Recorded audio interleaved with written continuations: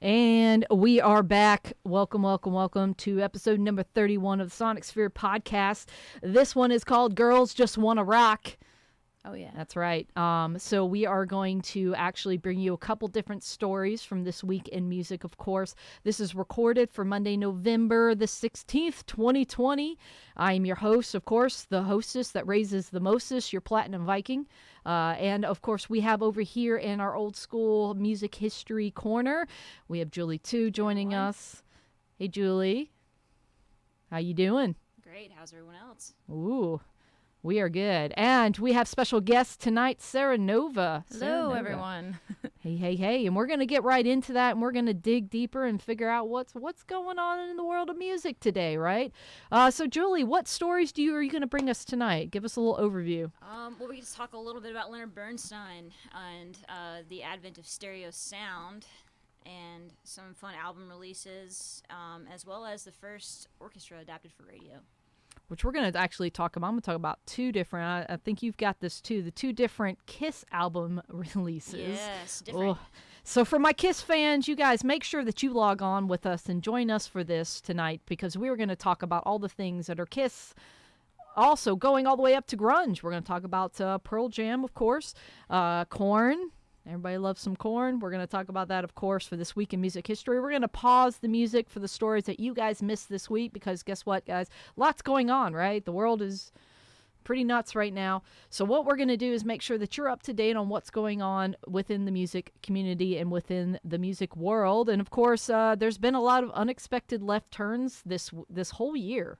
It's been pretty crazy. And this week is no exception. A lot of the stories I'm going to bring you guys tonight are about that. It's no stranger to sort of being strange. One thing is our record stores going back into business, and big retail instrument chain going out of business. What kind of world are we in? We're going to talk about that. We're also going to talk about pop stars, which I knew I had Sarah on this episode tonight. So we're going to talk about the women in music and the pop stars. So we're going to talk about pop stars going rogue and becoming rock and roll stars. Is this the year for rock and roll? We're going to talk about that. So I got a couple interesting things with that as well, of course. And will fans expect more funky dance moves from the Fighting Foos, the Foo Fighters? We're going to talk about what you guys think about what came out already and a little idea about what's about to come out with them. Let you know about that. Of course, our big story of the week is, are we going to get back to concerts? And are they going to mandate that you have a positive or a negative test result, actually a negative test result, and or a vaccine? Proof of in order to attend. So there you go. We can get all into all of that stuff. And, of course, I've got some new music tech for you guys tonight. That's where we're going to talk about sound waves beaming directly into your head. You don't need a speaker, and you don't need headphones anymore. So we're going to talk about that, the wave of the future. Of course, and we're going to finalize it. We have a new segment, which we've combined. I'm very excited about this one, is your friendly neighborhood bar segment. Right. That's where everybody knows your name, right? That's where everybody comes. Everybody knows your name, and everybody knows what the story and the talk of the day is, of course. And we're going to talk about a couple new news with those guys. If you're here in Atlanta, this is your local neighborhood bar segment. We're going to talk about what's happening here in Atlanta with Atlanta music, Atlanta venues, and also we're going to give you an update for that, as well as feature a brew from local brew. So we got a lot to do tonight. Lots coming at you guys. So actually, let's jump right into it, because I want to bring Sarah Nova. I've been trying to get you on for a little bit. Yeah. So very excited. Yes. I'm late. Always late, by the way. You're here. First podcast, right? My first podcast ever. First podcast. We're popping the cherry on the first podcast. Woo! There you go. That's it, man. Love it. That is my job. Anyways. Yeah. But yes, we love podcasts.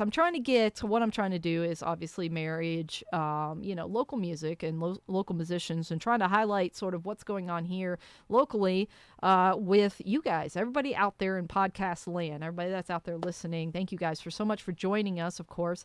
And for those of you who are in our lovely chat room over here on the side, I will see you guys. So say hey. We'd love to say hi to you guys. Also, you guys have questions, comments, any requests. We have all sorts of things. Let us know. Hit us up over here on the side. Hopefully the Facebook gods and tech gods tonight will be good to us. Hopefully. So hope. we can see you guys. And also we already have, thank you also, happy birthday. We should say Thank that you, too. yeah. Happy birthday. Best birthday ever. I love that, I remember 30 being a good birthday for me as well, so that's awesome. But when I got to about 33, that's when it hit me. So we'll see. Yeah, I mean, time flies, especially with, being locked in your house, not being able to do This a whole lot of year. memorable things. Right. Everything just kind of, I don't know, rolls into itself. So. Yeah. So this year, what did you do for your birthday? Well, Friday I actually got to perform at Lola's, and everyone was super gracious to me there. The manager there sang me happy birthday, which was really sweet. Killer Creek Harley Davidson was there, so there was like a lot of people there, which was really cool.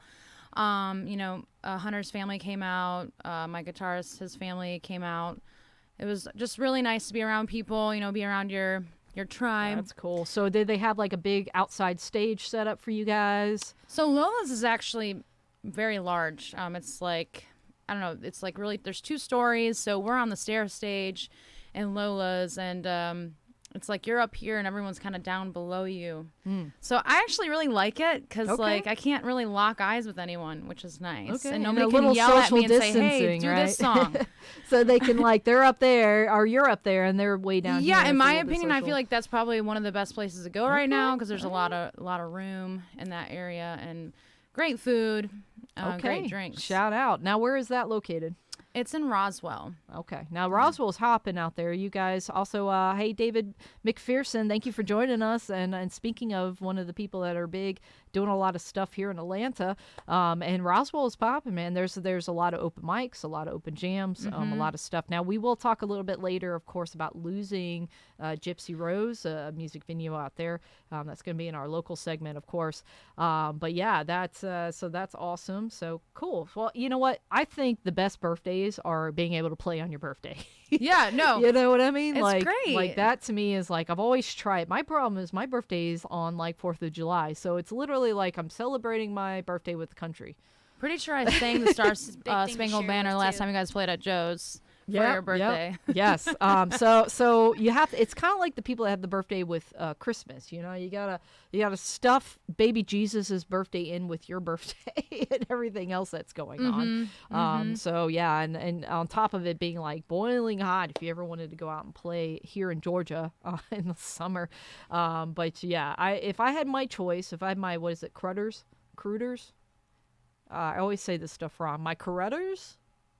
You guys can correct me out there. My there's a phrase I'm not getting, but I would play on my birthday any day. And of course we do also have, let's see who we've got joining us. We have Lorena, Olivia, Lorena. That's my friend names. Lauren. Hey, Lauren. How you doing? Hello. Thank you for joining us over here on the Sonic Sphere podcast chat room. And of course, the lefty smashy smash bang bang Hunter Cook. Bang, bang. Bang, bang, bang. So yes, joining us as well. And so let's get into it. Let's actually talk a little bit because we haven't had you on this podcast yet. You are brand new. And Just so a baby. we have to kind of get to know you first. And then of course we put you through our favorite segment, which is the Gauntlet of Fire. I don't know what that means. I'm honestly very scared. Don't be afraid. We're going to put you through the all Gauntlet of serious. Fire. So it's a lot of fun. You don't get to know. You asked me what I was going to ask you beforehand. I said this is a secret. So that part's all secret. But first, let's start off with, so kind of you come from a different world for me. So that's where I want to get into. Because, you are... mostly a vocalist. Now, do you play any instruments or you just sing? I do play the guitar, but I'm not very good, so I hire Evan Gleason to play guitar for me. Hey, cheers. I'm not very good either at Yeah. the guitar. I mean, I could get by if I had to, but I would have to practice probably like 8 hours a week to be good. And you know, I touch the guitar maybe once a month. If I'm writing a song, I'll grab the guitar. Gotcha. I know Okay. all the basic chords to kind of get me through, but you know, there's so many chords that you need to know. It's just like the Right, piano. right. It's like if you can't play all the notes, then it just takes away the fun from it. I don't know. When I'm rich, I will sit down and learn the guitar. All right, when we're rich and we have like 1,000 hours available to Of free us time. to do something like that, yes, of Yeah. course. So do you songwrite then? So you mentioned a little bit of that. I do, so- and I got into it about like 3 years ago. I got into writing my own stuff. You know, I've written with other people, so I tend not to bring that up because I don't want to, you know, have them just leave that, you know, over there. But I want to write my own stuff on my own without anybody else. I think that's the best thing to do. And then if people want to come in and join and help, you know, that's great. But to me, I just want to have like a finished kind of song structure to introduce to musicians. Okay. And then you write like so you're writing the lyric parts, the lyrical vocal part melody, and, the generally the chord structure as well. Mm-hmm. Okay. Yeah. Pretty All right. cool. Yep. Top. Because if you don't know where you're going, then people will literally start like throwing in weird stuff. You're like, no, stop. No. Yeah. Never Yeah. mind. So what? Speaking of songwriting, then what sort of like where do you get your inspirations? Where do you grab that from? Is it from specific artists, or are you using sort of what you're getting in your life and what's happening, or? So I think it's like a mixture of both. Like, you know, you take definitely what you're feeling inside when you're writing a song, obviously. You don't want to get too like narcissistic or too emotional, but it's Or use too many big words. or yeah, and that's why you rhyme like blue with Yeah, that's good. whatever you know. I obviously can't rhyme blue. But Blue, yeah, blue and seriously. two. So what? Okay, no, what is it? The orange, the word orange. There's nothing that rhymes with orange. Is that what I feel like I just heard it a song that said that nothing rhymes with orange, and then they like said the word that rhymes with orange. I was like, whoa. Does orange rhyme with orange? I don't know. Ah, What about purple or silver? there's purple. I don't know, man. I feel like you can do half rhymes or semi rhymes or whatever that is. But I feel like there was something with some orange or something doesn't rhyme with anything.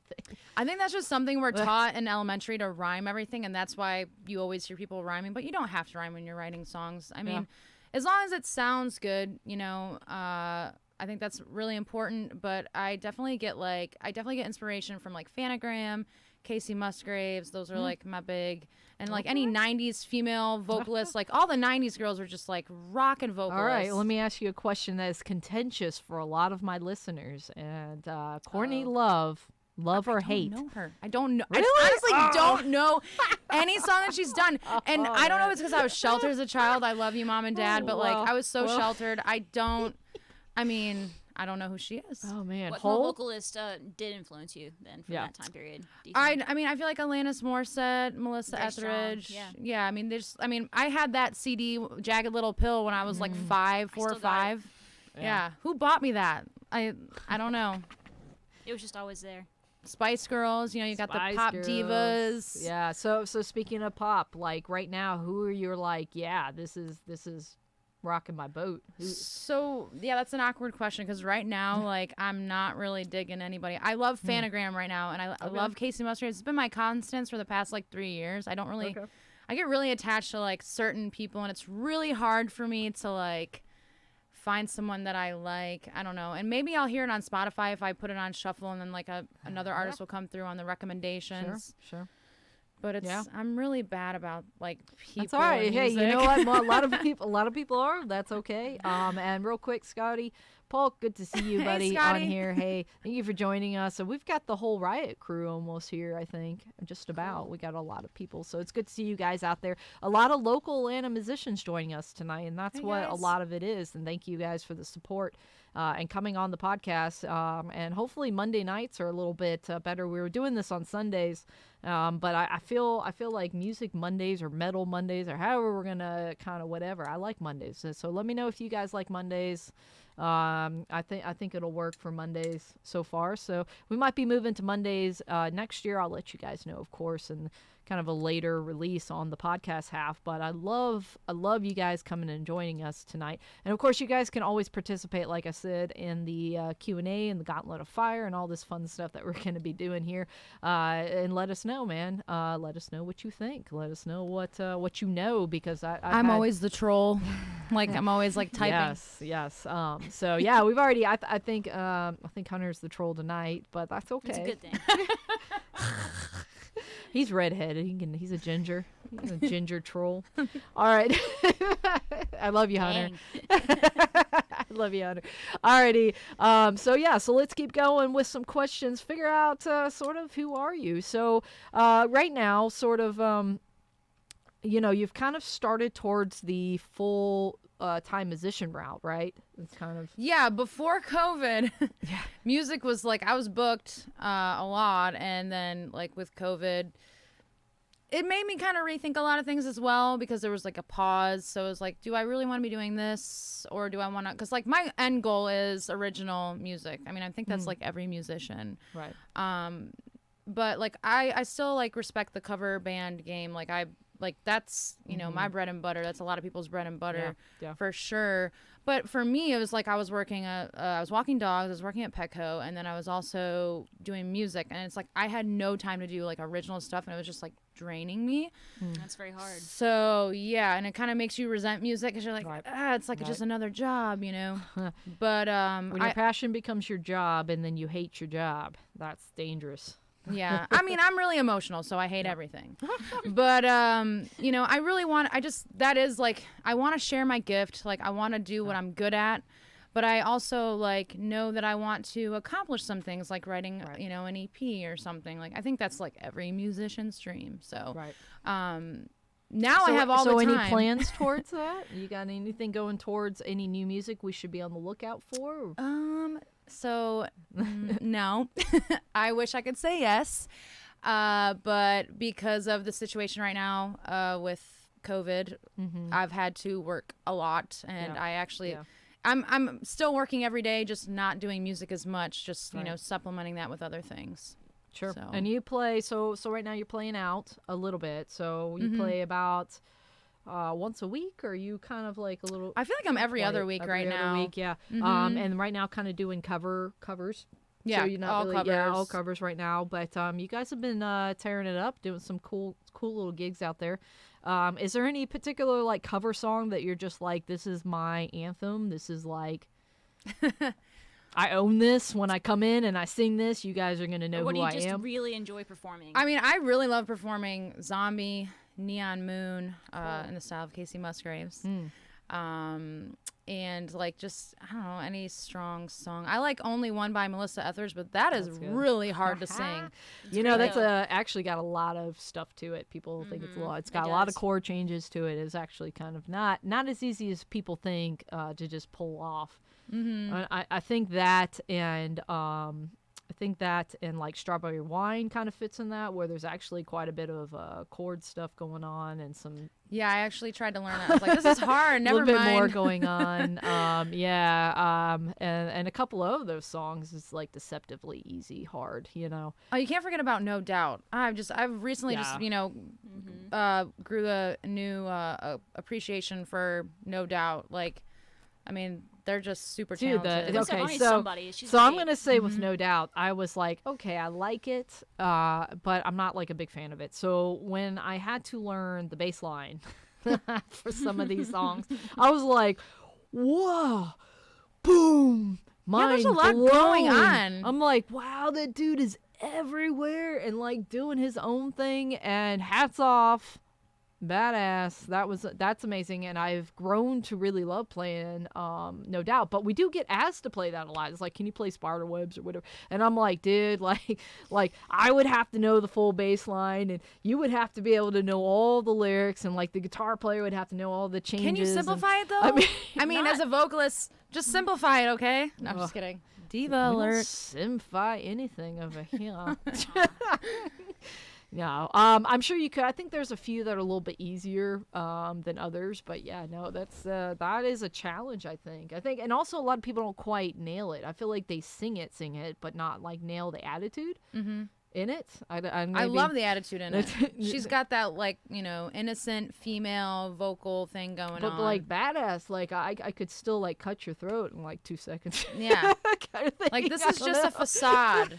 It's like, woo, I will never mess with you, Gwen. So, honey, you are, go for it, man. Jeez, yeah, no, awesome. So anything, so what, how has like sort of the pandemic, obviously you said you're playing a little less because of sort of what COVID's kind of came in and done.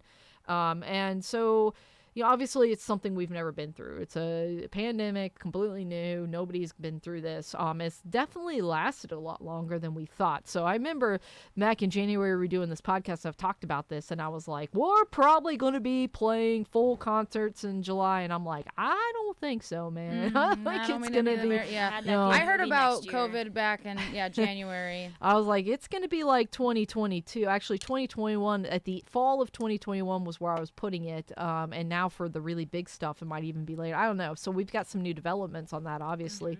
But has that, like, other than you, like, not playing out as much, has that affected you in your life or personally, or what, if it's any of that? I mean, I think, like, I'm kind of like with everyone else. Like, obviously we want it to be over, because here's the thing: when people are locked up, you know, in their house, like, it makes people crazy.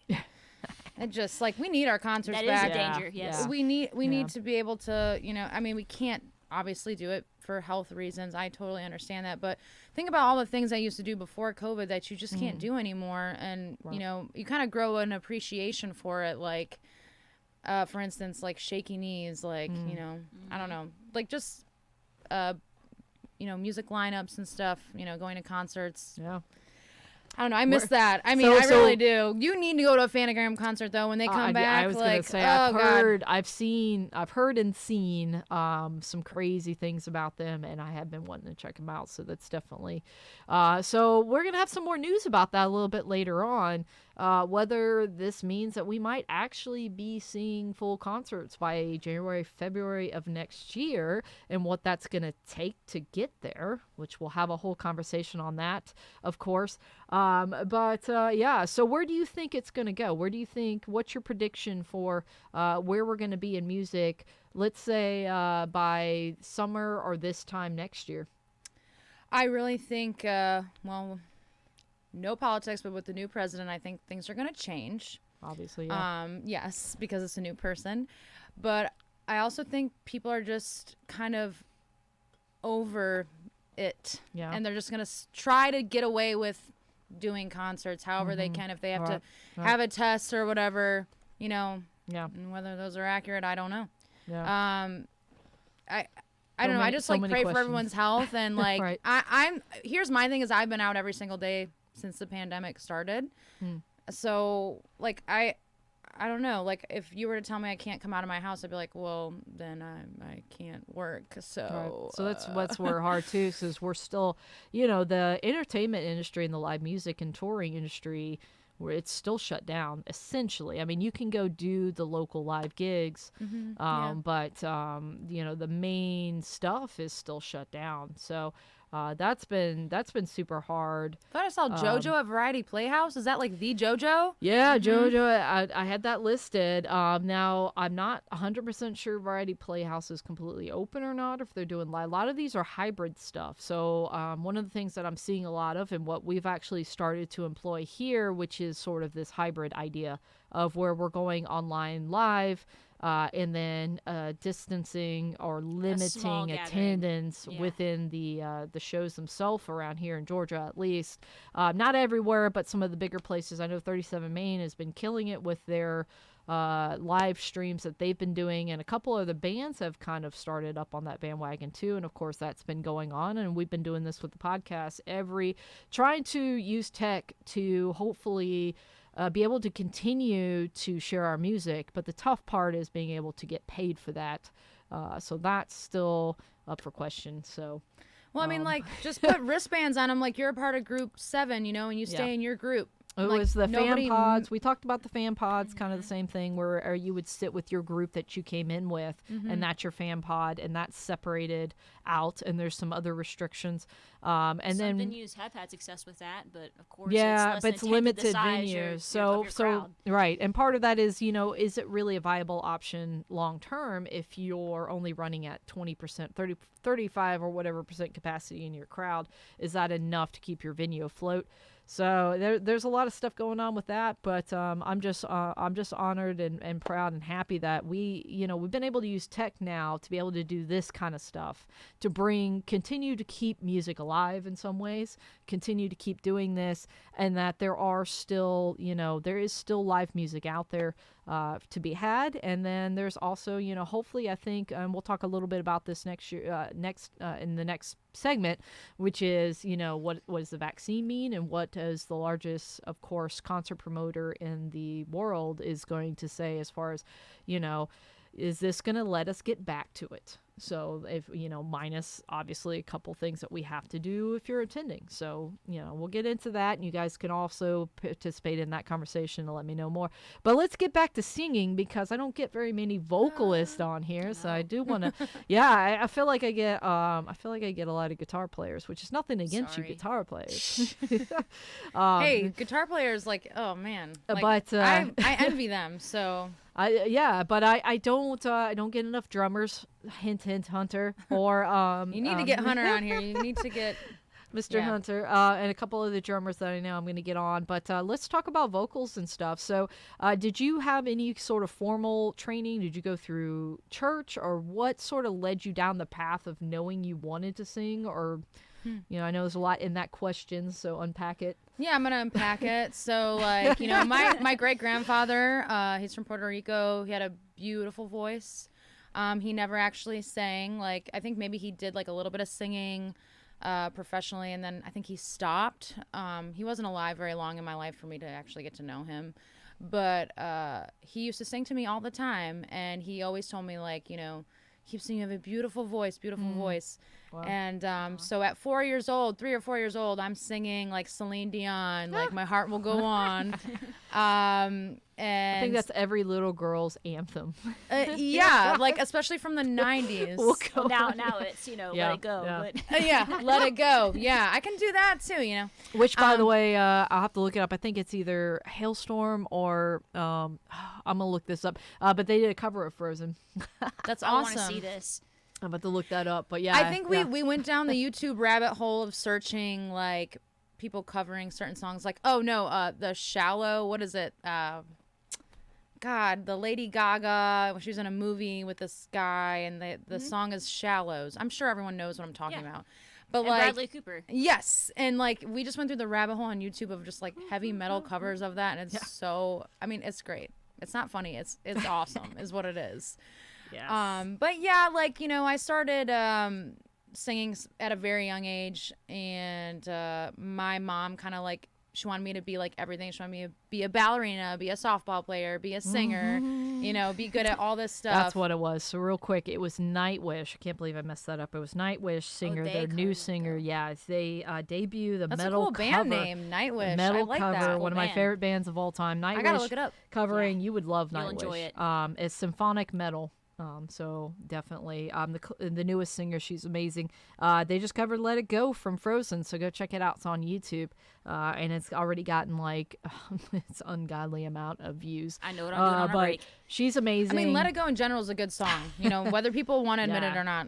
Yeah. In general. Oh yeah. Yeah, Floor Jensen, of course, put out, of course, the Frozen, and I want to say, let's see, it came out in 2013. Hard to believe that movie came out 2013, guys.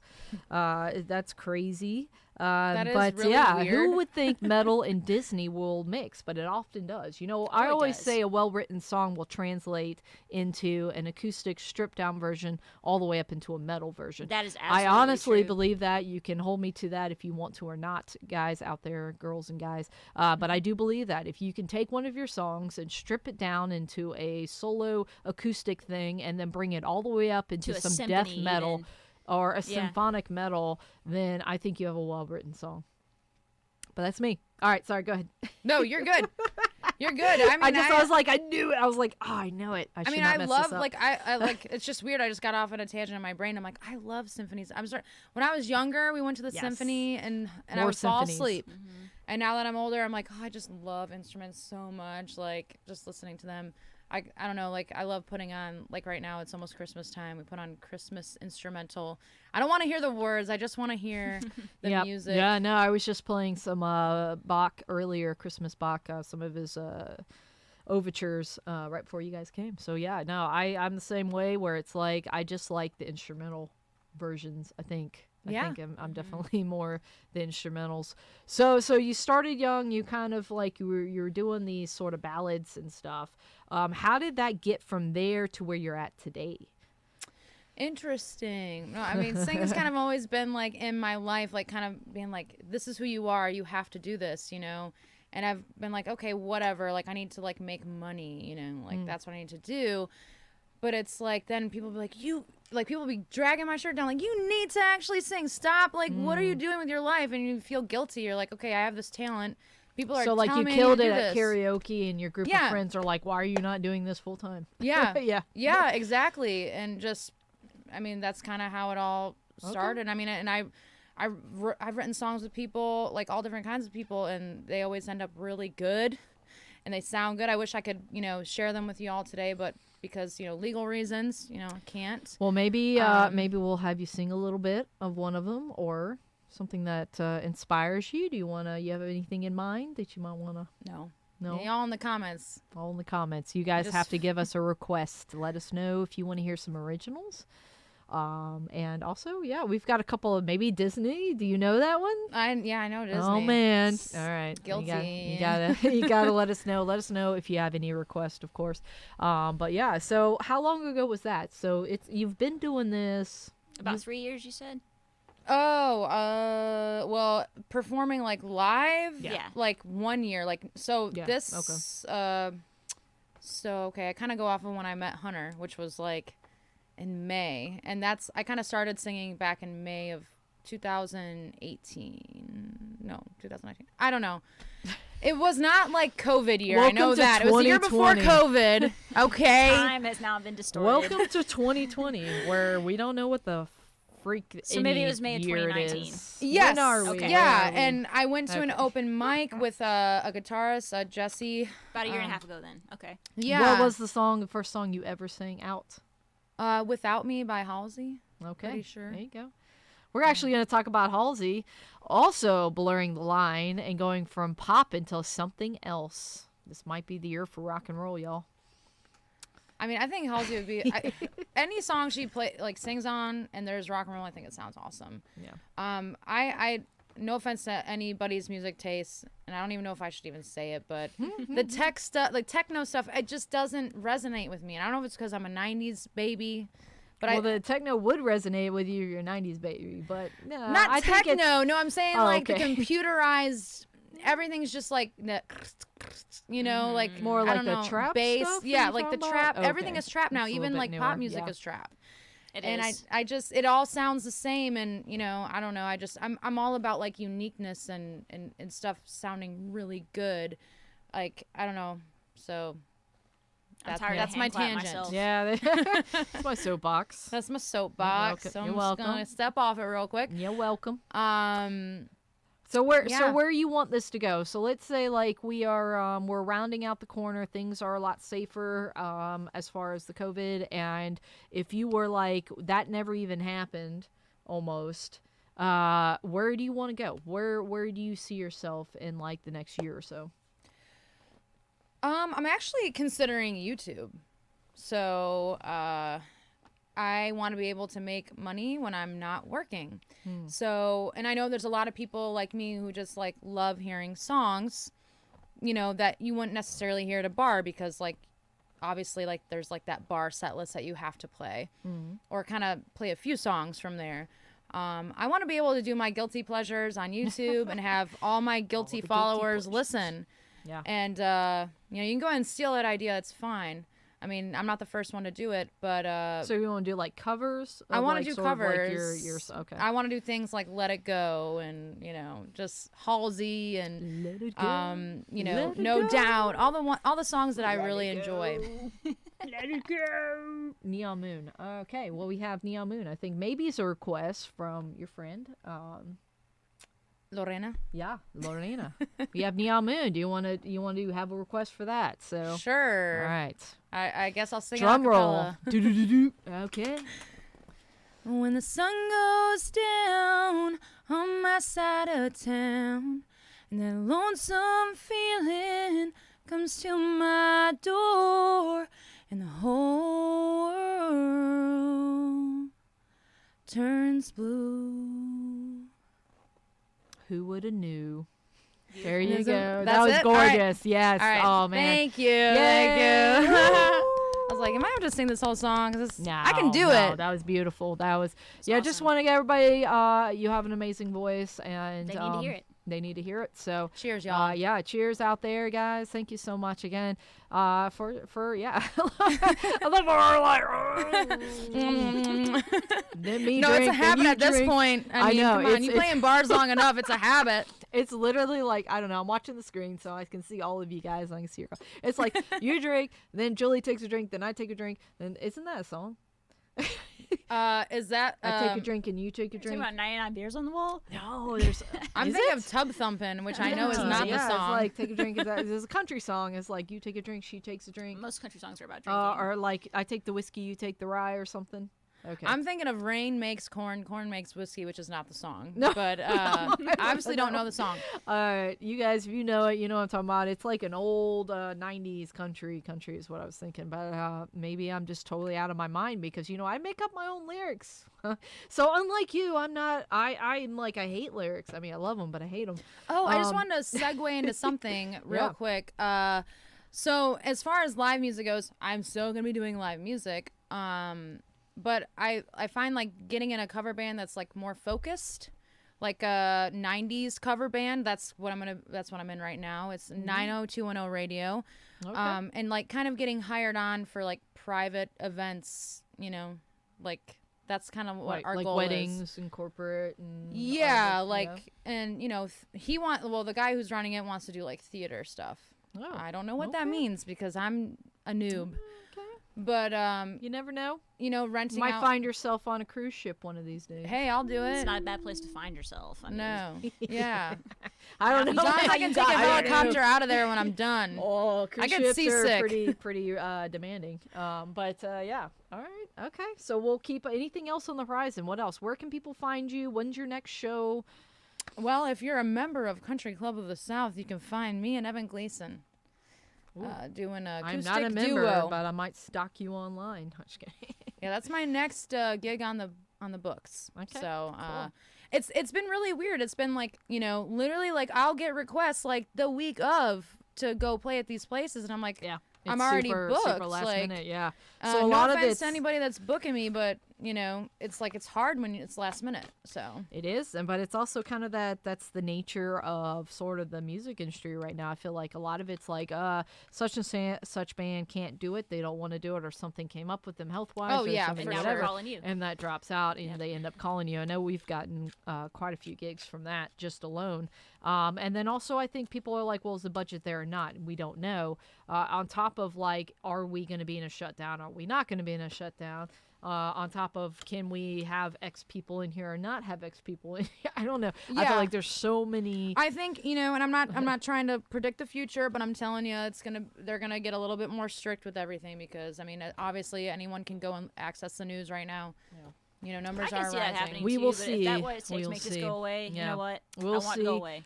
So yeah, as that stuff, obviously y'all can watch the news. You can keep up with that. As that pertains to music, of course, we'll keep you updated here at the podcast because it is all about music, and most of us are musicians. We're working musicians, so we will keep you updated on sort of things that would affect you. You don't have to, of course, be a musician here. You can be a music lover. you could just like a bunch of hot ladies talking in your ear softly at night. ASMR. Yes, yes. So there you go.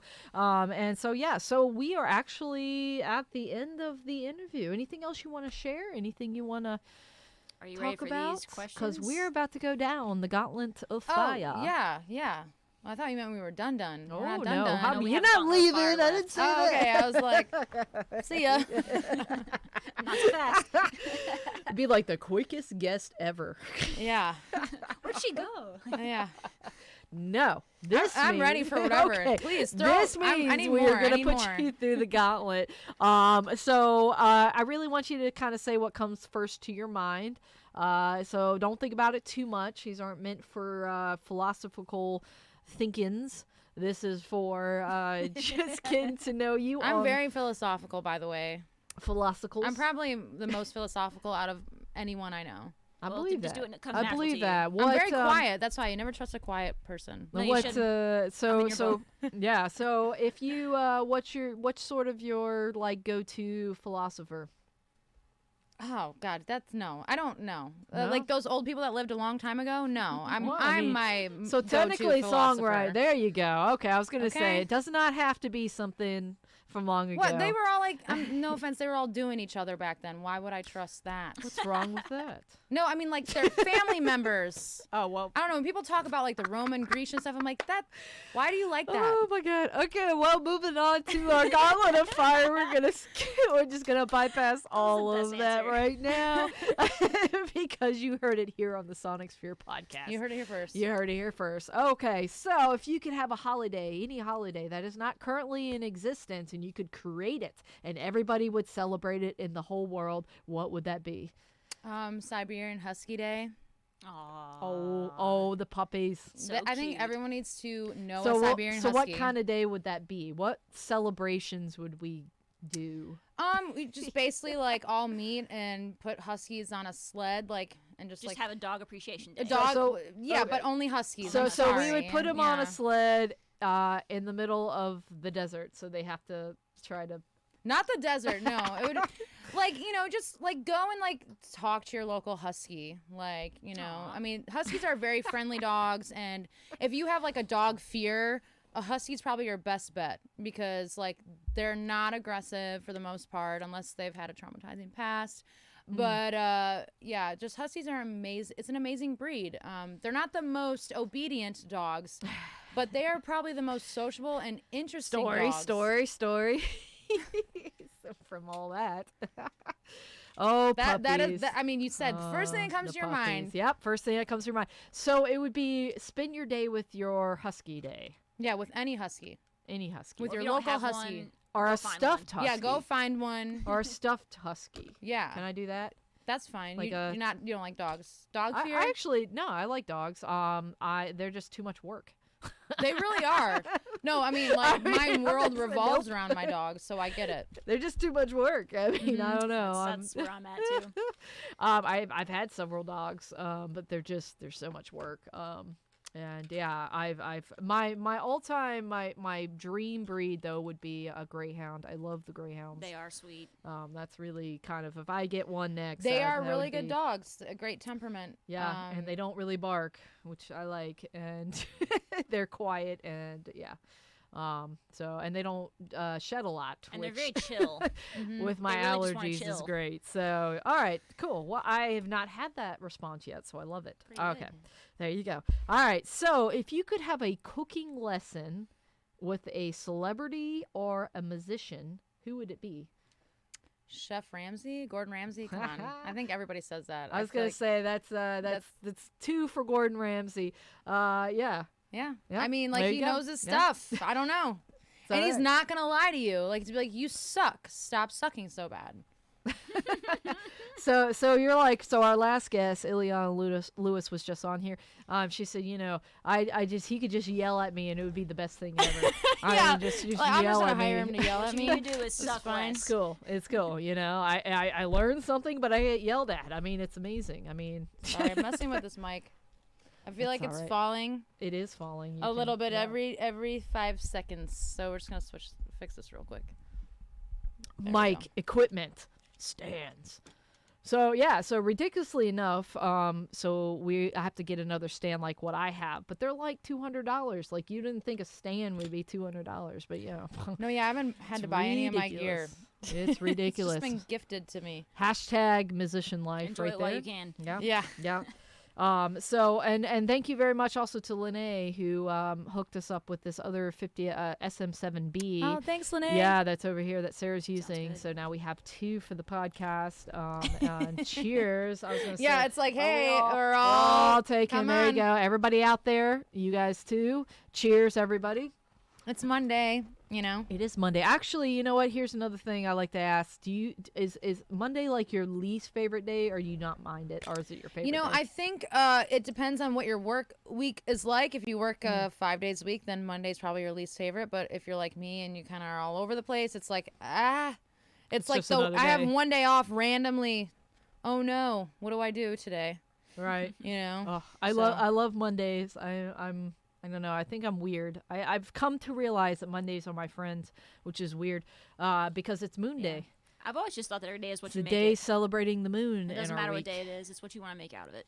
There you go. Yeah. There you go. I think my least favorite is Tuesday. I'm just gonna say it. Yeah, I Sorry, hate Julie. Tuesday. I'm just No, I really Tuesdays do. are- I don't like Tuesday. But again, I'm at work on Ugh. Tuesday, so it makes. No, once the Yes, jams and stuff, yes. I'll get back out. And Tuesdays and Thursdays are good jam nights for some reason usually. So I never Yeah, hated them. I see that. Well, Mhm. Yeah. Thursday is Thor's Day, so I love Thursday. That's my favorite. Friday's Fria Day. Thursday's like open mic day. I feel like there's a lot of open mics. Yeah. Well, it's date night and open mic. Well, actually, there's not any. So my Friday open mics and jams have gone down. At least here in Atlanta, I haven't really. I there's thought not Big many. O Tavern was doing open mics on Thursdays. Oh, Thursday, yeah, Thursday. Friday Oh. is not. Friday is pretty dead as far as that. That's like a date night. That's like Oh, you, yeah. you don't interfere with date night.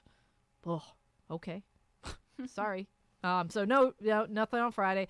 And then Sunday's like family and church nights. It's like you don't do it then either. So it's so it's pretty weird. Aw. Yeah, I Oh. feel like, Like I Sunday's said. recovery day for a lot of people.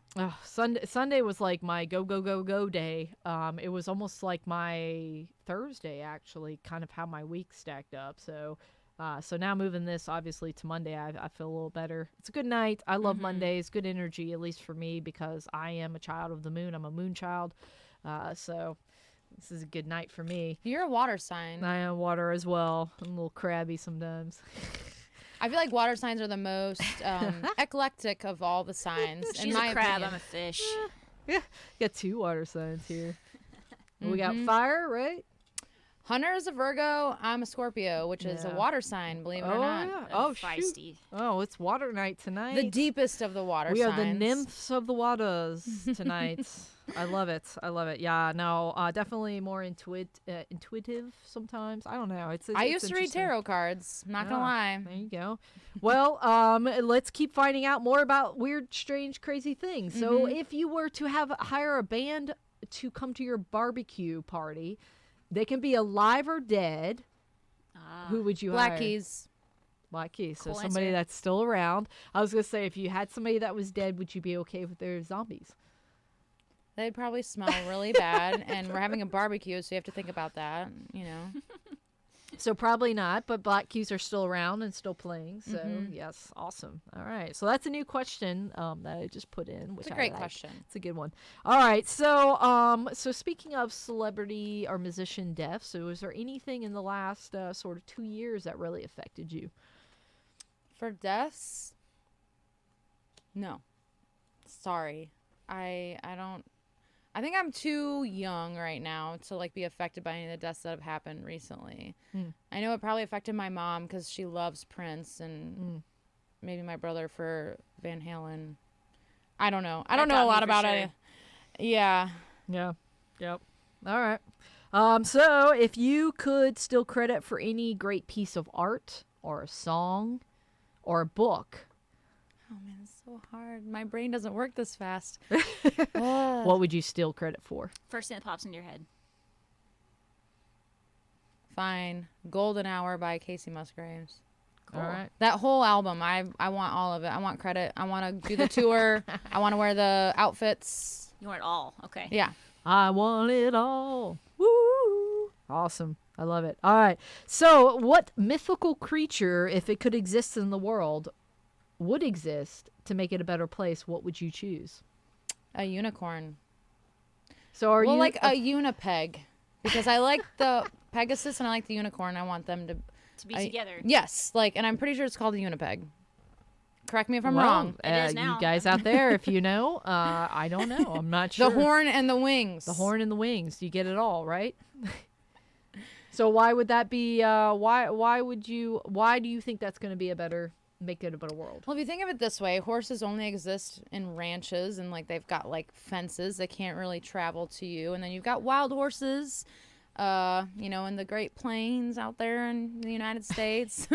And I think on some island Somewhere right out here, there, somewhere out down the road, Cumberland somewhere Island, over here. Cumberland Island. Has horses. I think And the horses should be desert, able to, and the just be grasslands. anywhere. I really think. So would they cross oceans when they wanted to? Well, they can fly They can over fly. oceans. I was going to say, so can they fly Well, oceans? it's a long distance. If that's some good. So what kind of source. magic? Yeah. What They kind of just come down magic and, would they have? Magic. Would they have magic, and what kind of magic? Unicorns have Not getting magic. tired, so they can fly over the ocean to see Okay, me. so boundless energy. Yeah, balance energy. Yes, just be able to keep that infinity symbol going in their body. I don't know. All right. Well, speaking of that, if you could have a superpower, what would your superpower be? Oh my God, to be able to focus. Please. I wish for that every day. Yeah, I feel like if you could just focus, and then you can learn anything, and then you can just So there's be whatever you want to do. What's the superpower? It's quick learning or something. There's one where it's either you have a photogenic memory, or There's one learning by osmosis, you put your hand on a book and then you know everything that's in there. there's that. Just And walk then through a library and there's touch all the books. is that more of kind of what you're talking about? Or are you there also is No, because I feel like if we could all focus, maybe not all of us need to, but I feel like if we could all focus, we could kind of just live out our destiny, live out what we're supposed to do, and in turn get happiness. So There you go. if you can't live out your destiny and you're too busy, you're that kind of takes away from your happiness, Okay. So I feel like focus is a good thing. Focus. The ability Focus. to focus 24/7. I mean, you gotta sleep. I guess you can focus on sleep and focus on dreams. but so then we're talking about the no sleep. You I don't had a have to bad sleep dream at last all. night. I don't know if I mean- want to focus on that. Yeah, I sleep mean, is essential to focus. Yeah. So- Okay. So while you're awake, while you're awake. the ability to super hyper focus. Yeah. Okay. Just be a really well-rounded human being and be able to just organize your day and do all the things that you want to do.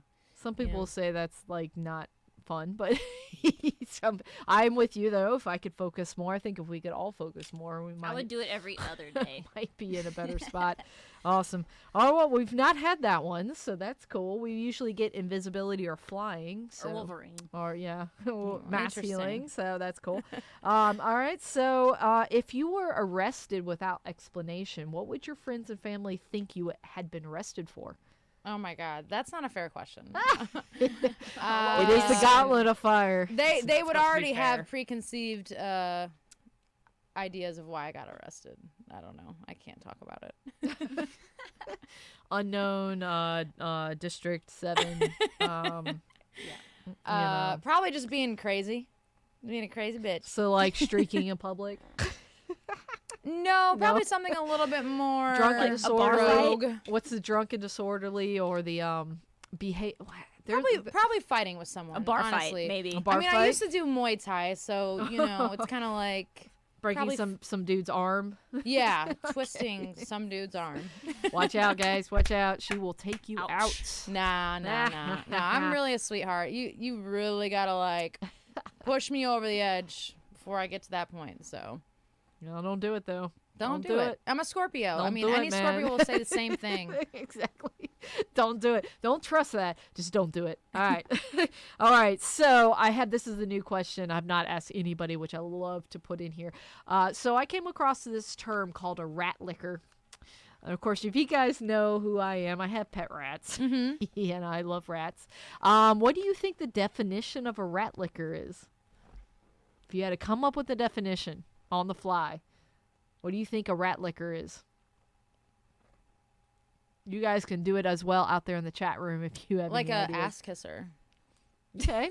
Is this for bathing purposes? I mean, for comforting purposes? Well, when I think of rat, I think of I don't know, someone who's just like kind of conniving. Okay. But I mean, no disrespect to rats. I love rats, and I feel bad that like Well, they have a bad connotation, you know, obviously. no disrespect. yeah. But Yeah. and then liquor, yeah, just maybe Okay, like a medieval way of saying like ass kisser. Okay. It's a All right. medieval insult. I like Yes, this. for I a like brown it. All noser. right, Julie, what is your thought on what that could be? I asked, is it for comforting purposes for a rat? Like somebody that just goes by and you hire them to lick your rat so they feel more comfortable? No, I'm All thinking, I'm thinking of a device that makes him feel more secure Okay, so a device that mimics the licking of its mother. of a mother rat Okay. that Cute. you or, can ju- or buy. just being close That's to cute. family or whatever. Yeah. All right, so I'm actually not going to tell you guys out there what it means. You guys Google are it. going to have to look it Amy, up. I'm I gonna know. Google it right now. So I'm not going to tell you guys because I want to be able to have ask to this know. question a couple more times. Yeah. Yeah, so it's very interesting. Go look it up in the Urban I Dictionary. want to know if I was right. Urban So- Dictionary. That's not a real dictionary. No, come on. Well, I thought this, you were for real this is about a this. term that has come out in the last year. Just to give you a hint about what it might mean. It just Um, came out. Okay, so yeah. it's not medieval. Aha! Yeah, but Okay. don't say anything. no, So you no, guys, all right. So no. that'll be on there. All right. Okay. So our last question, because we're actually rounding out our last bit of the podcast. I can't believe we've already been an hour in. It's been fun. Yeah. So we have to actually ask you for your quarantine house. This is kind of the sorting hat where you have to like figure out if you don't get pre-sorted. You can actually choose your house, but there are 4 houses. Each of these houses you're quarantined with for the entire quarantine period. So it'd be like if you had a quarantine, you couldn't go out, you couldn't do anything. You had to be in this house with them. With these things, what house would you choose to be in? Number 1, of course, is our cocaine, hookers, and Gary Busey house. Absolutely not. I didn't grow up with All that, right. so I can't relate. Number 2 is our shrooms, Legos, and Johnny Depp. Ouch. More ways than one. Ouch. All right, number Walking 3. across the Legos, yeah, that really hurts. Number 3 is our marijuana brownies, Nintendo Wii, and Betty White. That sounds like, yeah, I mean, like, that one's okay. Well, what Okay. are the other ones? Number 4, final house, is going to be alcohol, Trivial Pursuit, and Sean Connery. Okay, that's fucking hilarious. I will pick that one. Betty White, I mean, like, she just I can seems hear so Sean tame Connery. to You're me. incorrect. Yeah, yeah, exactly. He would be I would make him host trivia How are you night. so stupid? Yes, yes. So house number 4 is your final answer. Mm-hmm. House Okay, number you 4. are the first in the house number 4. Woohoo! There you go. I told you It this. sounds like a fun night to me. I don't know. I told you this episode is all a bunch of left turns. You know, if you just I'm keep going left-handed, left and left so- and left and left, you know, you eventually go left, right? So yes, yeah. All right. So we have a vote for house number 4. I think Julie, you were what, number 2, 3, 2. I had Legos. You had Legos. Okay, yeah, Legos. And real quick, we got some new people on our chat room right here. We have Taylor Pierce. Good to see you, Hello. my friend. And I'm going to mess this up. Muka, I think. Muka. Thank you for all the loves and the hugs and the kisses and all sorts of stuff. And Mark Cook, another local musician here. Check out his all the stuff that he's got going on, and just had a birthday as well. Speaking Weird. of Speaking of all these Scorpios, Scorpios around me, Weird. I feel like I'm I feel like so many people surrounded. share my birthday. It's like, Well, his was the 8th. oh, well, that's still Close. Scorpio. Yeah. Yeah. I feel like I have so many Scorpios in my life. Ugh. We're surrounded. I'm surrounded. So yes, that's okay. That's okay. Scorpio and Leos, I think they balance each other out in a little bit. I don't know. So alrighty, yes, definitely. Hey. All right, so that rounds out our quarantine questions to shake a stick at through the Gauntlet of Fire. Sarah Nova in the house tonight. Thank you again. This was fun. I hope you guys enjoyed it. I know a bunch of people in the chat room, you guys have been laughing all the way to the bank. So give me some of that money if you do. And Don't rob You it. want to know my Cash App? No, I'm just kidding. Yep. I have It's all the tempting to things say that if every you day. want to know. But catch Sarah Nova around town here in Atlanta. The next show was again. Where are we going to catch you? The Country Club of the South. And Y'all are that members is- there. You got to be a member first, though, to see. Yep. And what day is that? November 27th, so it's like All the right. day after Thanksgiving, which can move out of Woo, their you houses know. at that time? You know, I don't know. Sometimes it's good, and sometimes people are like, "Get me the f out of this house because I'm tired of my family." So Yeah, some people don't like leftovers. I mean, Yes, I'm the yes. opposite. I love leftovers. And of course on this, over here on the live stream room, as well as all of the stuff that we put out on Wednesday, which is going to be the edited episode on YouTube, and all the podcasting things that you get your Ooh, stuff yeah. on. Make sure that you follow her. I've got her IG there, Instagram account. Make sure you follow her on that, as well as Facebook. And I've got your personal one. Did you have a music Facebook for your music? I don't have a music Facebook, but I have a music YouTube if you want to go like poke around over on yeah, there. check that out. We'll add that in. And what's the YouTube channel? Sarah Nova, I think. Yeah, just like Sarah Nova. I'm sorry, I'm really bad. All I right, don't have we'll any, find like, that good for you content. guys. I mean, I've got videos on there, but it's like I haven't uploaded since like 3 years ago. I'm gonna be uploading more though, so like if you subscribe, you'll be verified. You'll be notified when it comes on. Yes. So, all right. Instagram at Sarah Nova Music. There you go. Yep, follow and go see her. She's after I know this is a private, kind of a semi-private, I guess, members only show, but they're playing all around Atlanta, so make sure you check out the Sarah Nova trio along with Hunter Cook Best drummer ever. and Evan, right? Evan best guitarist on ever. guitar. Okay, so yeah, check them out, and we'll look forward to some new stuff that you got coming out for 2021, because I want to hear some of your originals. I want to hear some more original music, and I'll play you my originals after the podcast. awesome. All right, so private concert. Yeah. Yeah. All right. So you guys don't go anywhere. We are going to take a 10-minute break for you guys out there in the podcast land and the YouTube land. We're literally going to be like right back. For everybody else here in the Facebook lands, go get a beer. Go grab some beers. We have our beers and brews coming up in a little bit. We're going to talk about a local brewery here and showcase that. So you guys go grab some beers, get some snacky snacks, and we'll be right back. Don't go anywhere. It is Julie's Old School of Rock and Roll coming at you guys next. And now, on with the show. I said, Hunter, make me a drink. Is he doing it? We're back. Oh, God. We're back. And I got to get you all in focus. Julie, you're like closer. I feel like you're like coming closer and closer and closer and closer. Well, the mic's the same distance, so I don't know. Yeah. I don't know. You need you over. Want me to? Yeah, we're going to make it look good. There you are. Okay. All right. Welcome to the second half of the Sonic Sphere podcast, episode number 31. Because girls just want to have rock. They don't need boyfriends. They want rock. That's right. That's what Miley Cyrus said in a recent interview we're going to talk about. But it is true. Sorry, guys. But we all want rock. Rock and rock. Oh, my buddy John is on. I miss you. Thank you for coming. Thank you for joining us. John is a avid concert goer, music lover, all around awesome guy. Thank you for coming on, and hopefully you will enjoy our second half. That's what she said. All right, so let's move into the second half of the Sonic Sphere podcast. And of course, this is, guys, where we take you through, where we go back in history. We wind back the clock to what happened in music history this week. All the coolest things that happened. Anniversaries, of course. We got a couple to bring to you. We have Double Kiss. For my Kiss fans out there, I know you guys are out there. So we have a Double They're Kiss. out there. Double Kiss, good and bad. We have the top of the Kiss and the bottom of the Kiss. So we're going to talk about that. I got a couple other album anniversaries for you guys we're going to talk about. And then we're going to go into the world of music today because there's a lot of other noise going on. And so music is one of the things that keeps us, for me at least, keeps me sane. And it keeps me together and keeps me going. So I like to bring stories that impact us right now. Good stories. There's a lot of new music and, of course, things from the left field, but good things. So we'll talk about that as well.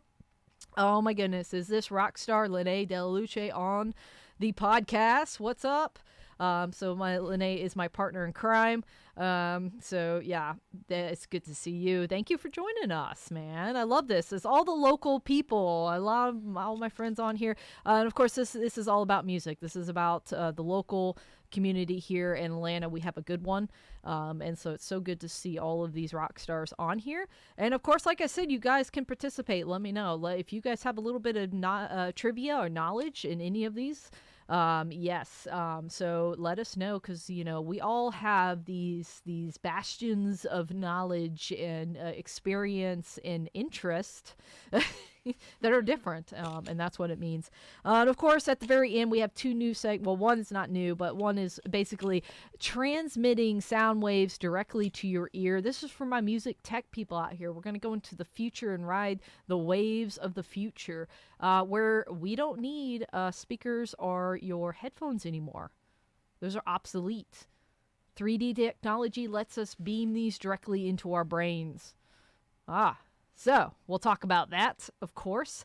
And then finally, we'll give you guys a local rundown. And this is at the local bar and grill out here in the garage spot in Cockpit Bar. We will give you... That's what it was called. That's right. That's what it's called. So we are going to give you all the stuff for local brews, stuff that we're drinking this week, of course, and then give you the rundown and the updates for those who are here in Atlanta, A-list Atlanta, for what's going on with music. Keep you guys updated because things are happening. They're still happening out there. So let's first go to school. I feel like it's time to get learned. Julie, let's do our intro, and then we'll be right back with some old school of rock and roll.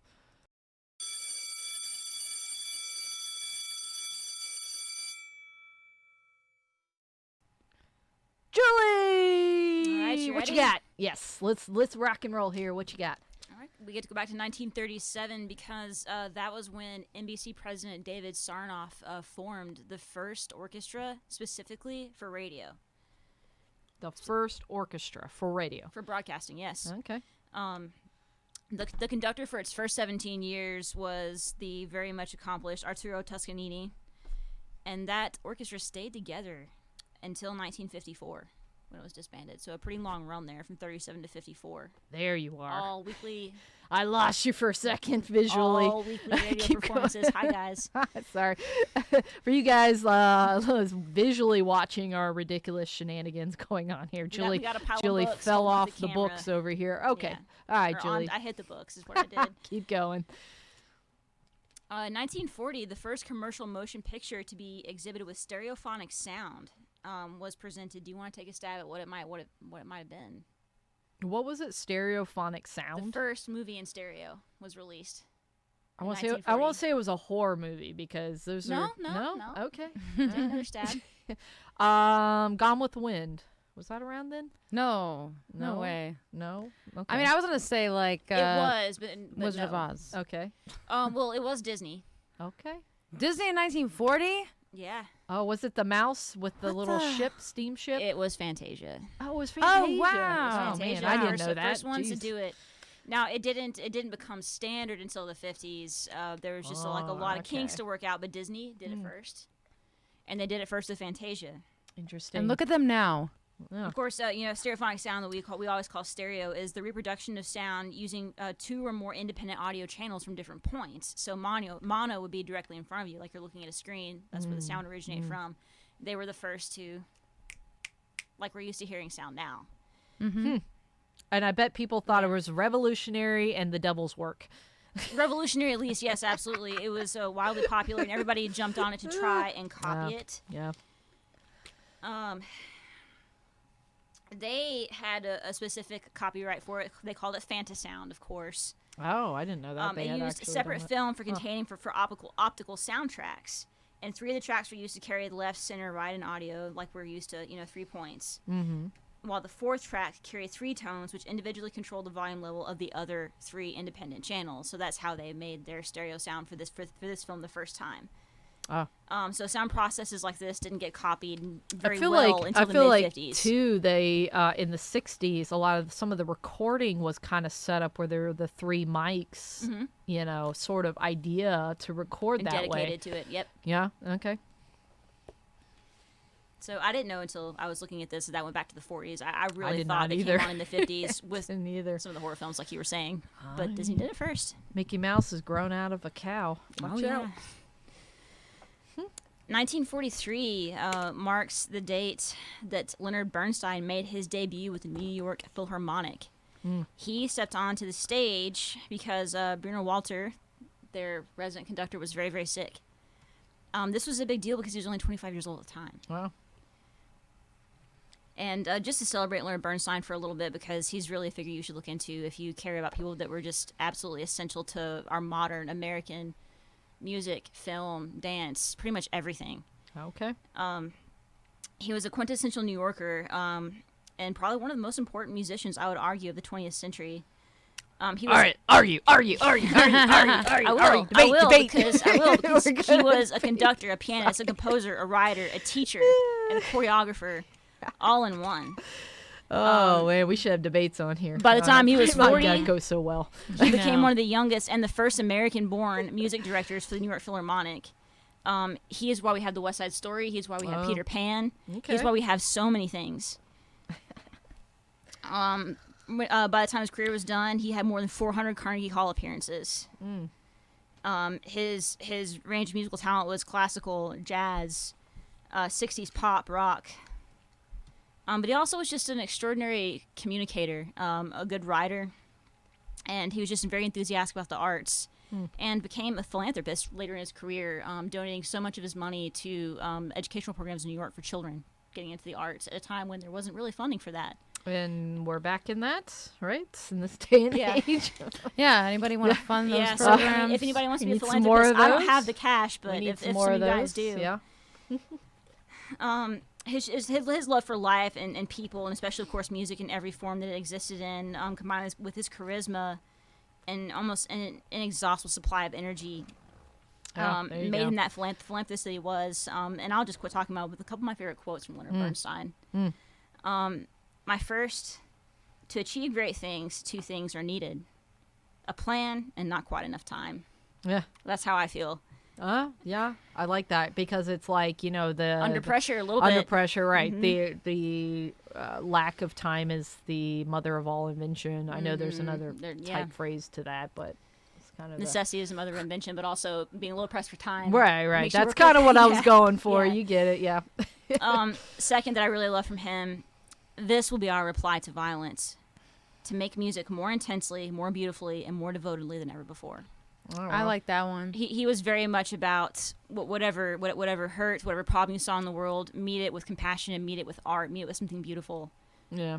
To solve the And problems it's, that you see. that's a great Yeah. kind of for now in this day and time where I feel like it's almost all but forgotten in a lot of ways. Let's do it again. So there you go. Yeah. So Leonard Bernstein, if you're not familiar with any of his works, check him out today. There you go. Very Happiness in intriguing. your life. Happiness in your life. Instant injection. All right, what you got? What else you got? This year in 1960, Muddy Waters put out one of the first live blues albums.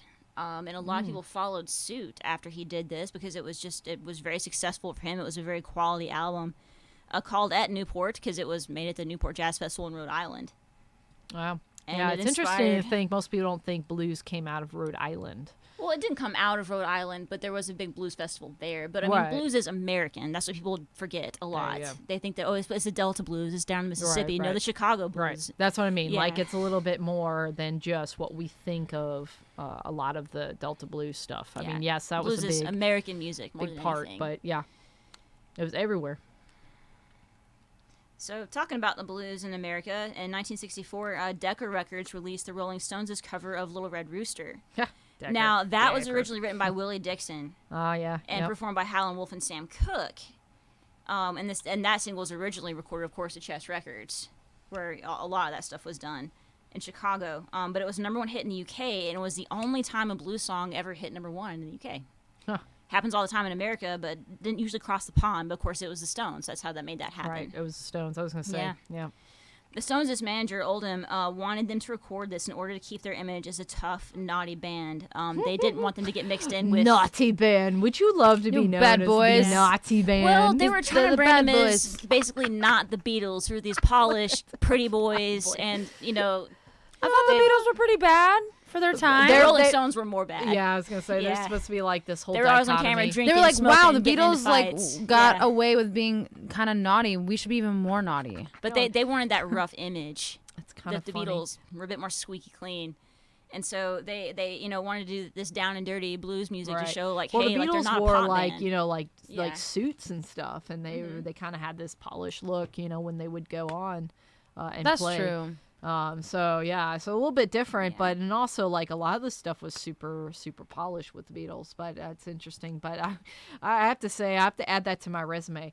I am part of Vices of Vanity. We're known as the Rowdy Naughty Band. Yeah, the dirty, rowdy, Dirty, loud, dirty, rowdy, loud band.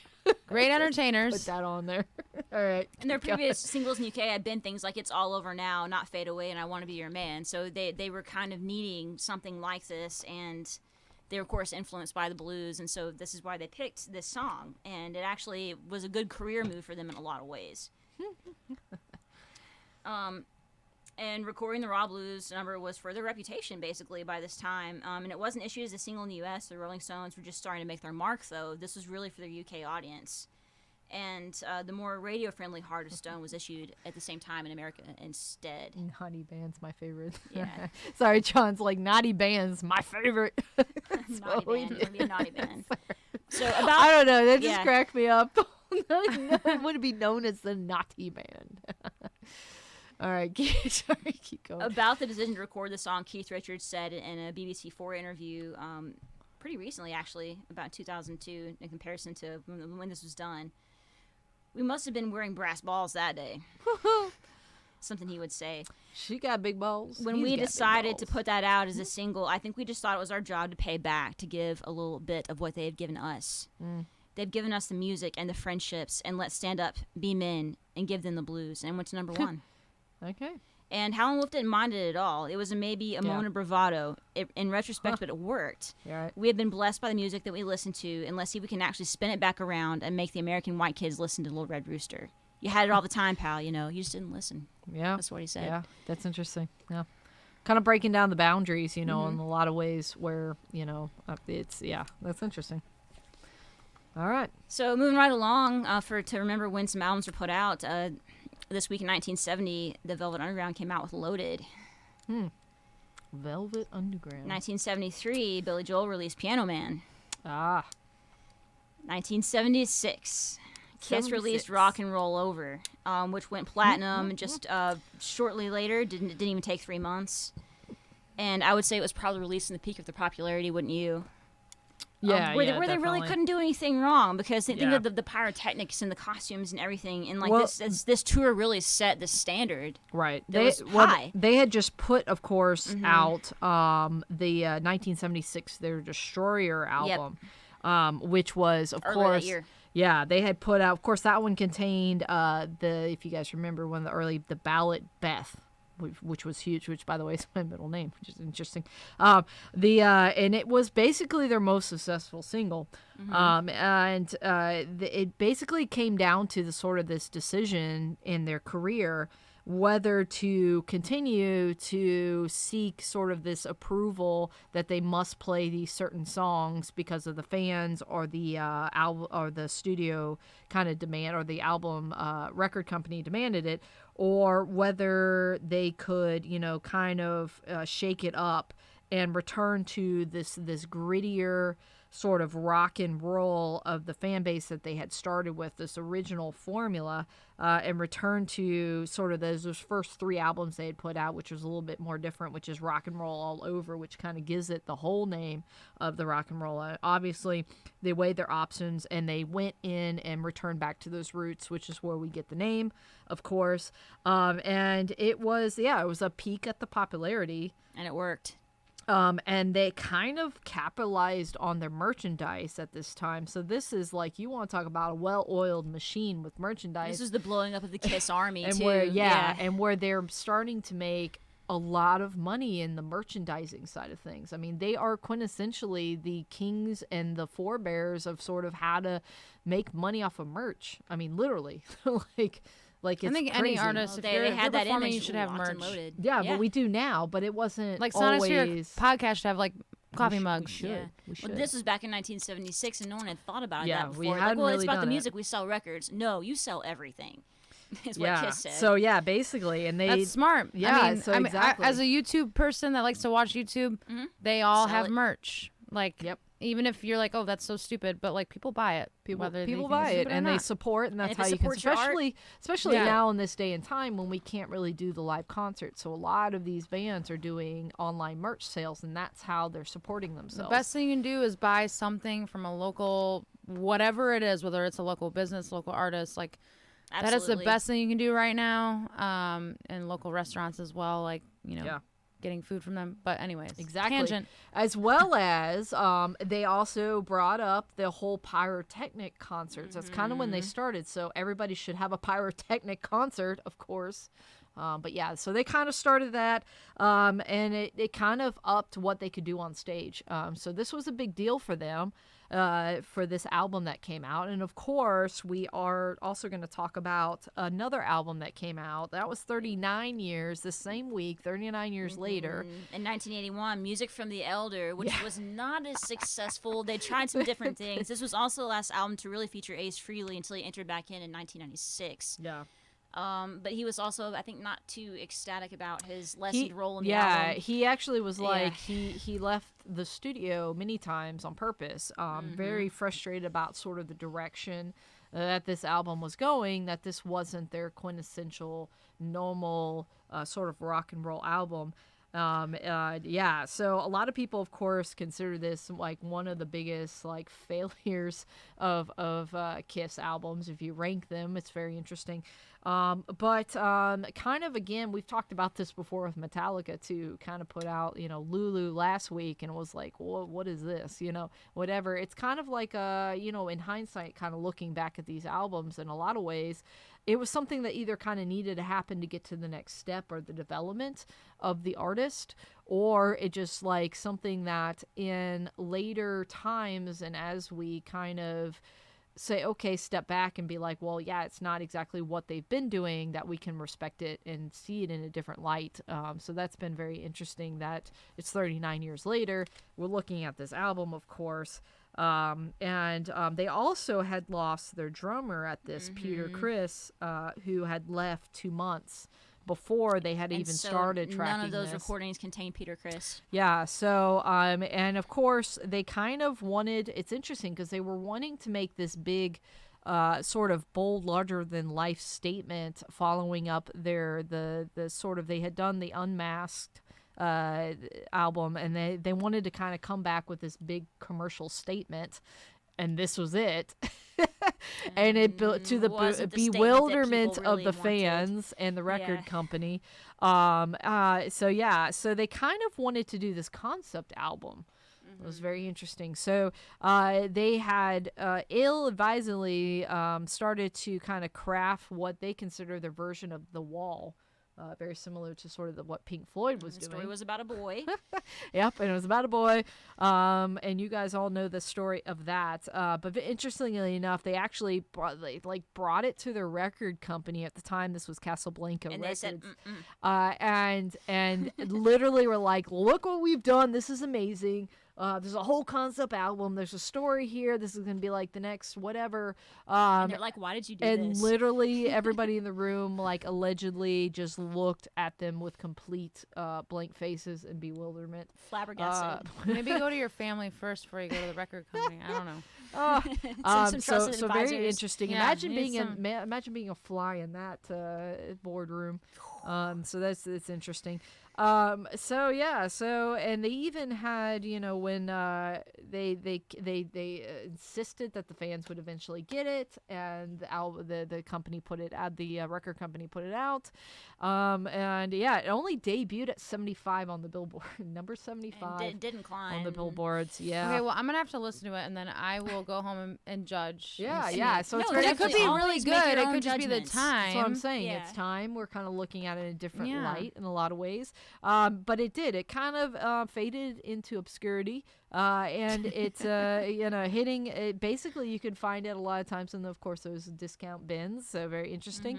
Months after its release, it was in those bins. They say people were finding them right and left over in the dollar whatever. Poor guys. You know what you can do is you can discount cover bins. that song, make it better, and Yeah. be like it was a Kiss song. Sorry. Yeah, Kiss. They Yeah, just wanted to That make a Focus, concept gene album, that and, I want and so nobody bad. wanted to hear it. So go check it out. Very interesting how the same week we had both the highs, A rise and and a the fall, lows. yes. A rise and a fall. So there But you go. whatever goes up must come down again. In the case of Kiss, it goes back up again too. So I was gonna say Kiss can't It's ever like do one of my anything mom's wrong. favorite bands. There you so. go. I There you love go. Shout out to Sarah's mom. That section. was for Anyone you. from Michigan that is like from the ages of 40 to 55, probably your favorite band. Yeah, it's big around here. Shout out to Lee, of course. Yeah, of Lee course, Westy, who Lee. loves it. Has the biggest Kiss memorabilia. I can never say that. memorabilia. Collection, in the world. It's amazing. So yeah, so definitely check it out.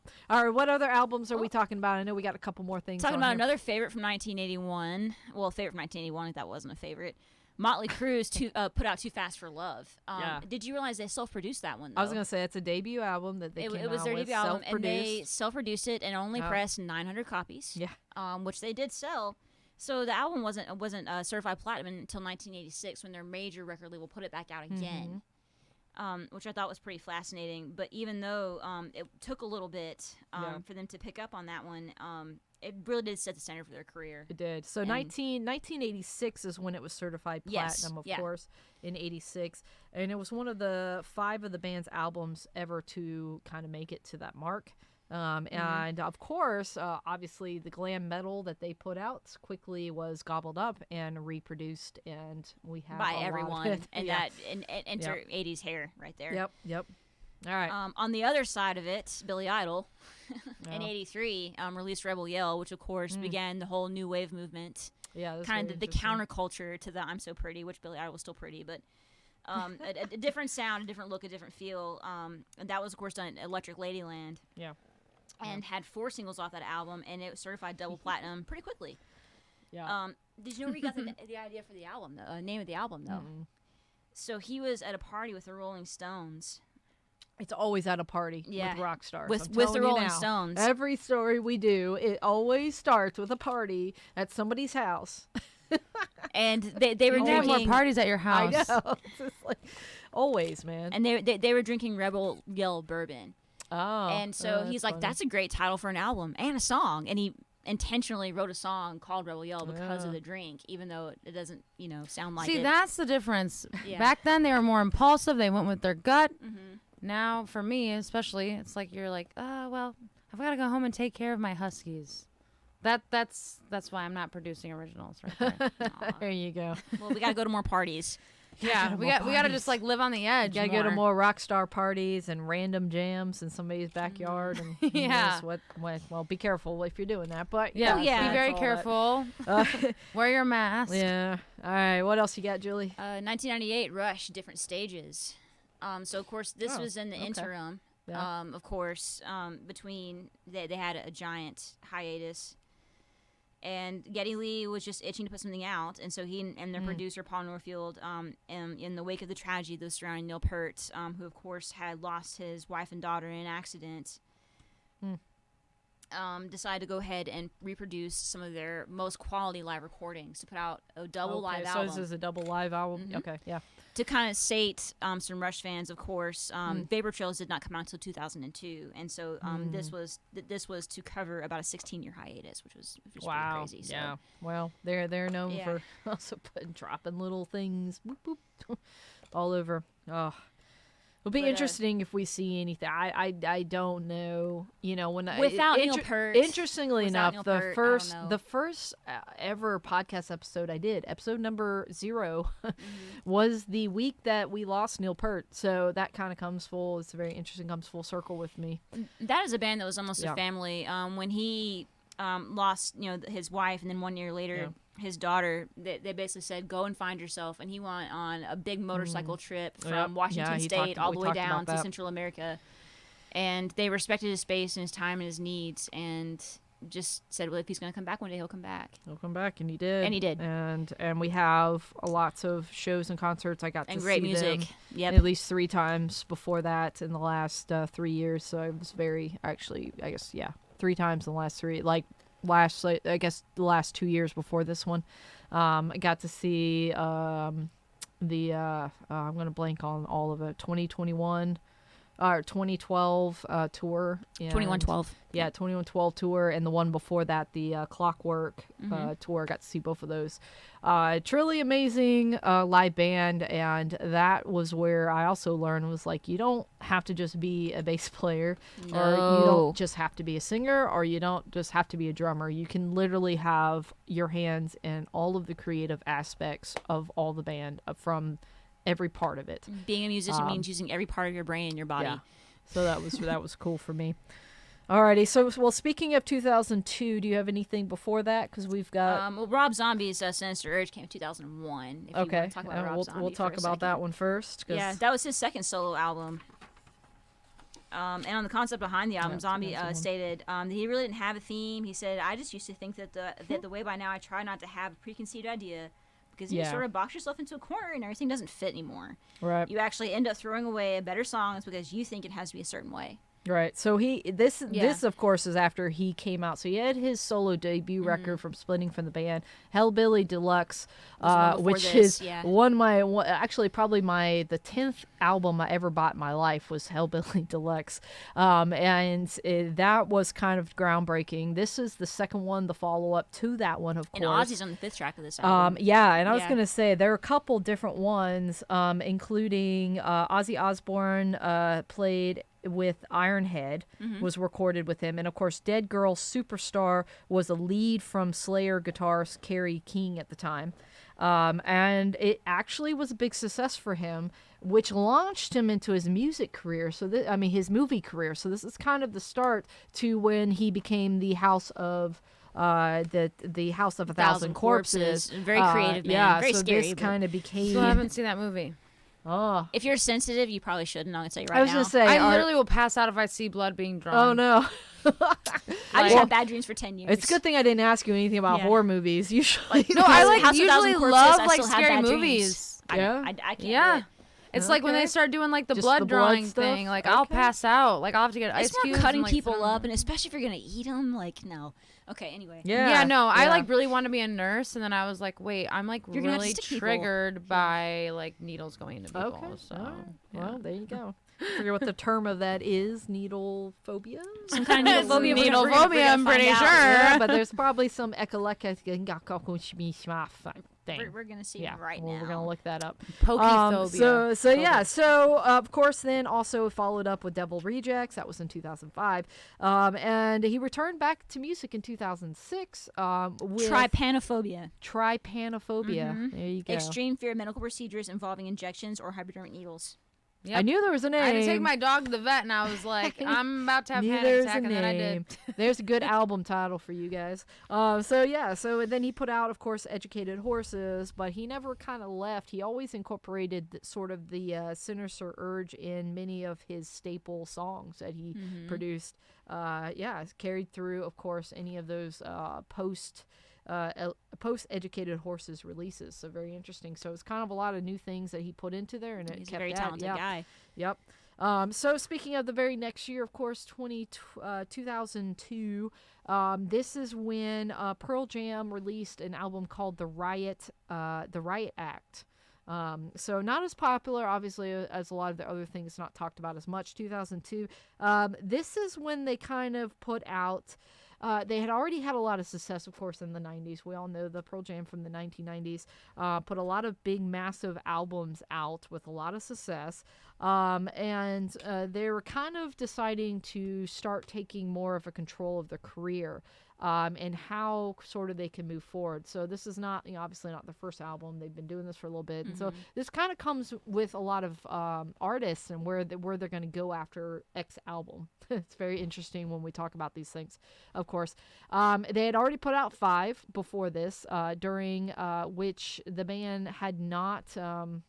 released by the band to not reach the platinum status. However, of course, this is when we talked about this. You remember we talked about the Rockside Festival concert tragedy.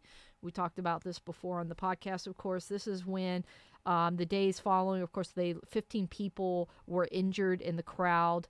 It was sort of a crowd rush situation. People got injured, and 9 people actually passed away, died in this sort of crowd rush situation where they basically got rampaged over, Yeah, it was very essentially, and it really affected the band. And so this was right around all the same time that they were doing this, of course. And it was the days following, of course, it was very hard for them. They were immensely affected. I mean, they were very upset about what happened through this whole thing. And so they were trying to also complete this album at the same time. So it was a lot going on personally. And it was considered by some people both a creative and a commercial rebound after they had sort of had this kind of dip in their career, so to speak. It only debuted at number 5 in the album charts, but it went on to certify gold later. And they showed kind of one of the more memorable tours following this by the band. So we have that. Though it's not considered a huge success for the band, it is sort of kind of underrated, but I did want to kind of talk about it. And it basically launched what's considered a second career for the band, essentially a second whole decade of what we get from the band later on. So there you go, Riot Act. And then, of course, the final thing we have on the album release anniversaries is one of my favorite bands, Korn, of course, released something called Issues, if you guys remember out there. I feel like I remember that. Is it like the Jenko jeans? A little bit later on. So, yeah, so it was kind of the end of the 90s. Jonathan Davis, of course, had had a lot of success with their couple first albums, self-entitled album, and, of course, a couple more albums after that. Kind of developed this whole new sound called eventually became new metal and all this crazy stuff, and Jinkos, and all that stuff, yeah. And so they had really kind of, Jonathan Davis, of course, had gone off of what rock stars do and behave badly, and it kind of indulge and self-indulge and kind of go down that whole route, of course. This, of course, though, is when he sort of kind of broke from that and was on his way to healing, and this album was within that whole, when they were recording this, within that whole time. And so the album kind of came out where there was a lot more focus and able to, again, this focus thing where we can get a lot done. The album came out quickly because he could focus and get it done a lot quicker and more efficiently. So there you go. It came out November 16th, 1999. You guys remember that was a good year? I was 9 years old. Yep. I don't remember a lot about it. Yeah, I remember like everyone freaking out about 2000. I was 12. 1999. Yeah. Kept the band, of course, on this sort of career arc since then. And they're still putting music out. Of course, we've talked about that. And the day before this album came out, I don't know if you guys remember this, but they played it in its entirety on a special show at the Apollo Theater. This is up in Harlem, of course, New York. So they played the entire show up there the day before. And they had an entire choir, New York City Police Department pipes and drums section playing with him. So it's pretty epic. And, of course, this kind of coming in the heart of the new metal revolution. This actually debuted at number one on the Billboard album charts. More than 500,000 copies sold in its first week of release. So very, very cool for these guys. And it's gone on to sell more than 5 million units in the U.S. alone. A total of 13 million worldwide. So there you go, Korn haters. You can say what you want to say. But the boys did it, and they're still doing it. So check it out. I'd love to have that royalty check. Yeah, sizable. Yeah, besides that. So do we have anything else in the history corner there, Julie? Nope. We are done with the history part. This wraps up our week in music history. Hope you guys learned a lot. Enjoyed that, of course. Lots of cool album releases, some new stuff that kind of put us on the road to radio and broadcasting. So lots of stuff to learn there. Yes, yes. All right, guys. So we are going to wrap up. We've got 2 more sections for you guys. Quick ones. The first one being, of course, the bigger one. What happened in the music this week? Yes, this is where if you Couple guys things. missed everything. We did have a few things. Like I said, this whole year has been filled with unpredictability, unprecedented events, things just making random left turns, so to speak. So we're going to talk a little bit about that. Not saying it's good or bad. It's just different. We're just changing. So the first one that we want to talk about, of course, is what I talked about earlier, which was the Tower Records. You guys remember Tower Records? I do. Tower Records. Yes. I don't know if you're old enough to remember Tower Records. Oh yeah, I was born in Da- 1990. Dating myself here a little bit, but Tower Records, of course, they were a chain, of course, a record store chain that you would go and sit in line and wait for your album to be released. This is where I took my allowance. You know, it's where you took your allowance, yeah, and waited for the album to be released.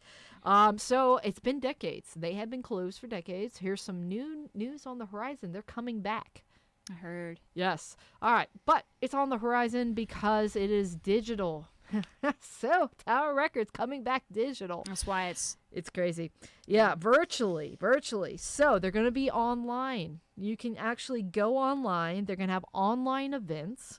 And they're going to return. Do you remember their magazine that they had? So they have this, so the Tower Pulse magazine is coming back, guys. And there's going to be an entire merchandise section. So again, support through the merchandise. There's also going to be a whole bunch of course, the vinyl, the CDs, and cassettes. So you can get all your retro parties in all at one time. So there you go. You can get all of that stuff, order online. The Giant has that.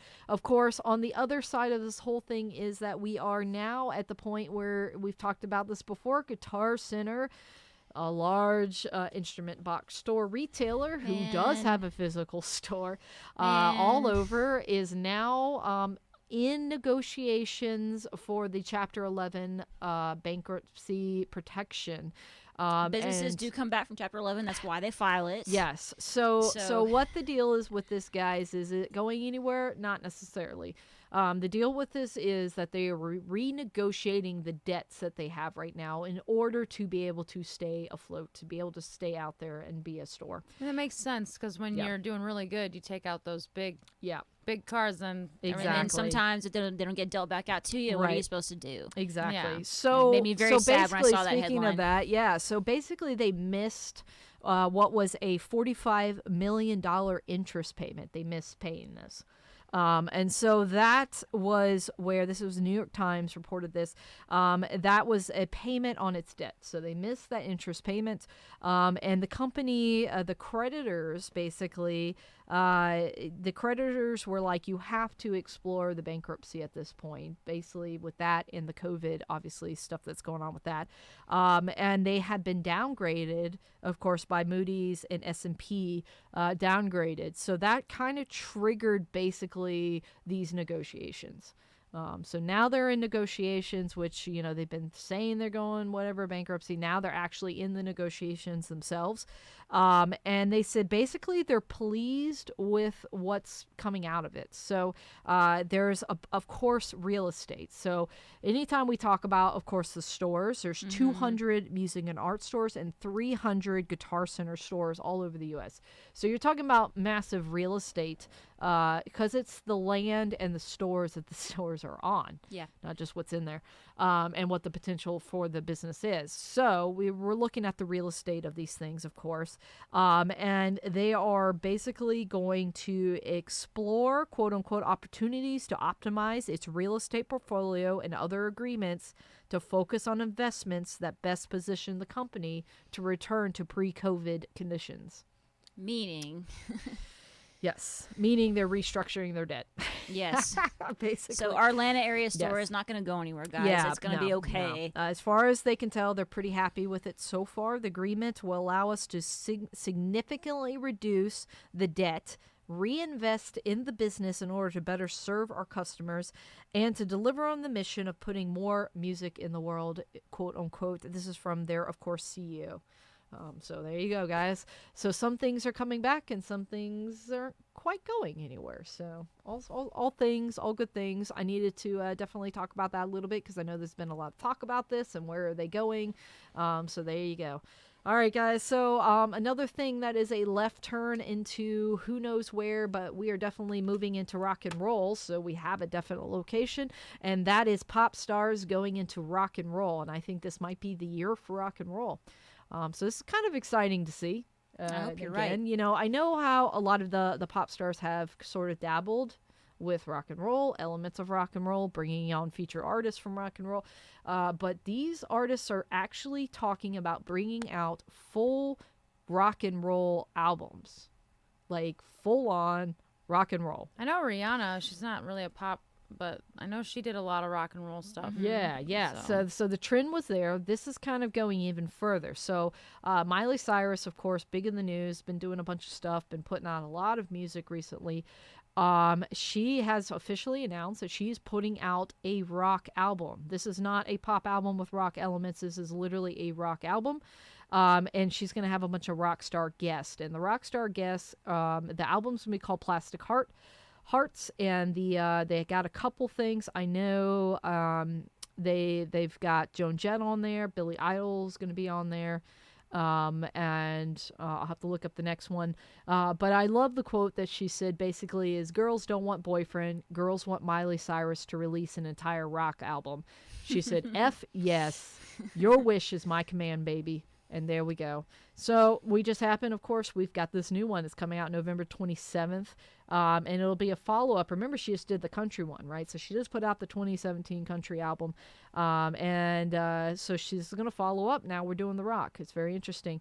And she did a cover of the Zombies, Cranberry Zombies. She did a recent cover of that as well at the virtual SOS Fest earlier this fall, kind of as an indication this was the direction it was going.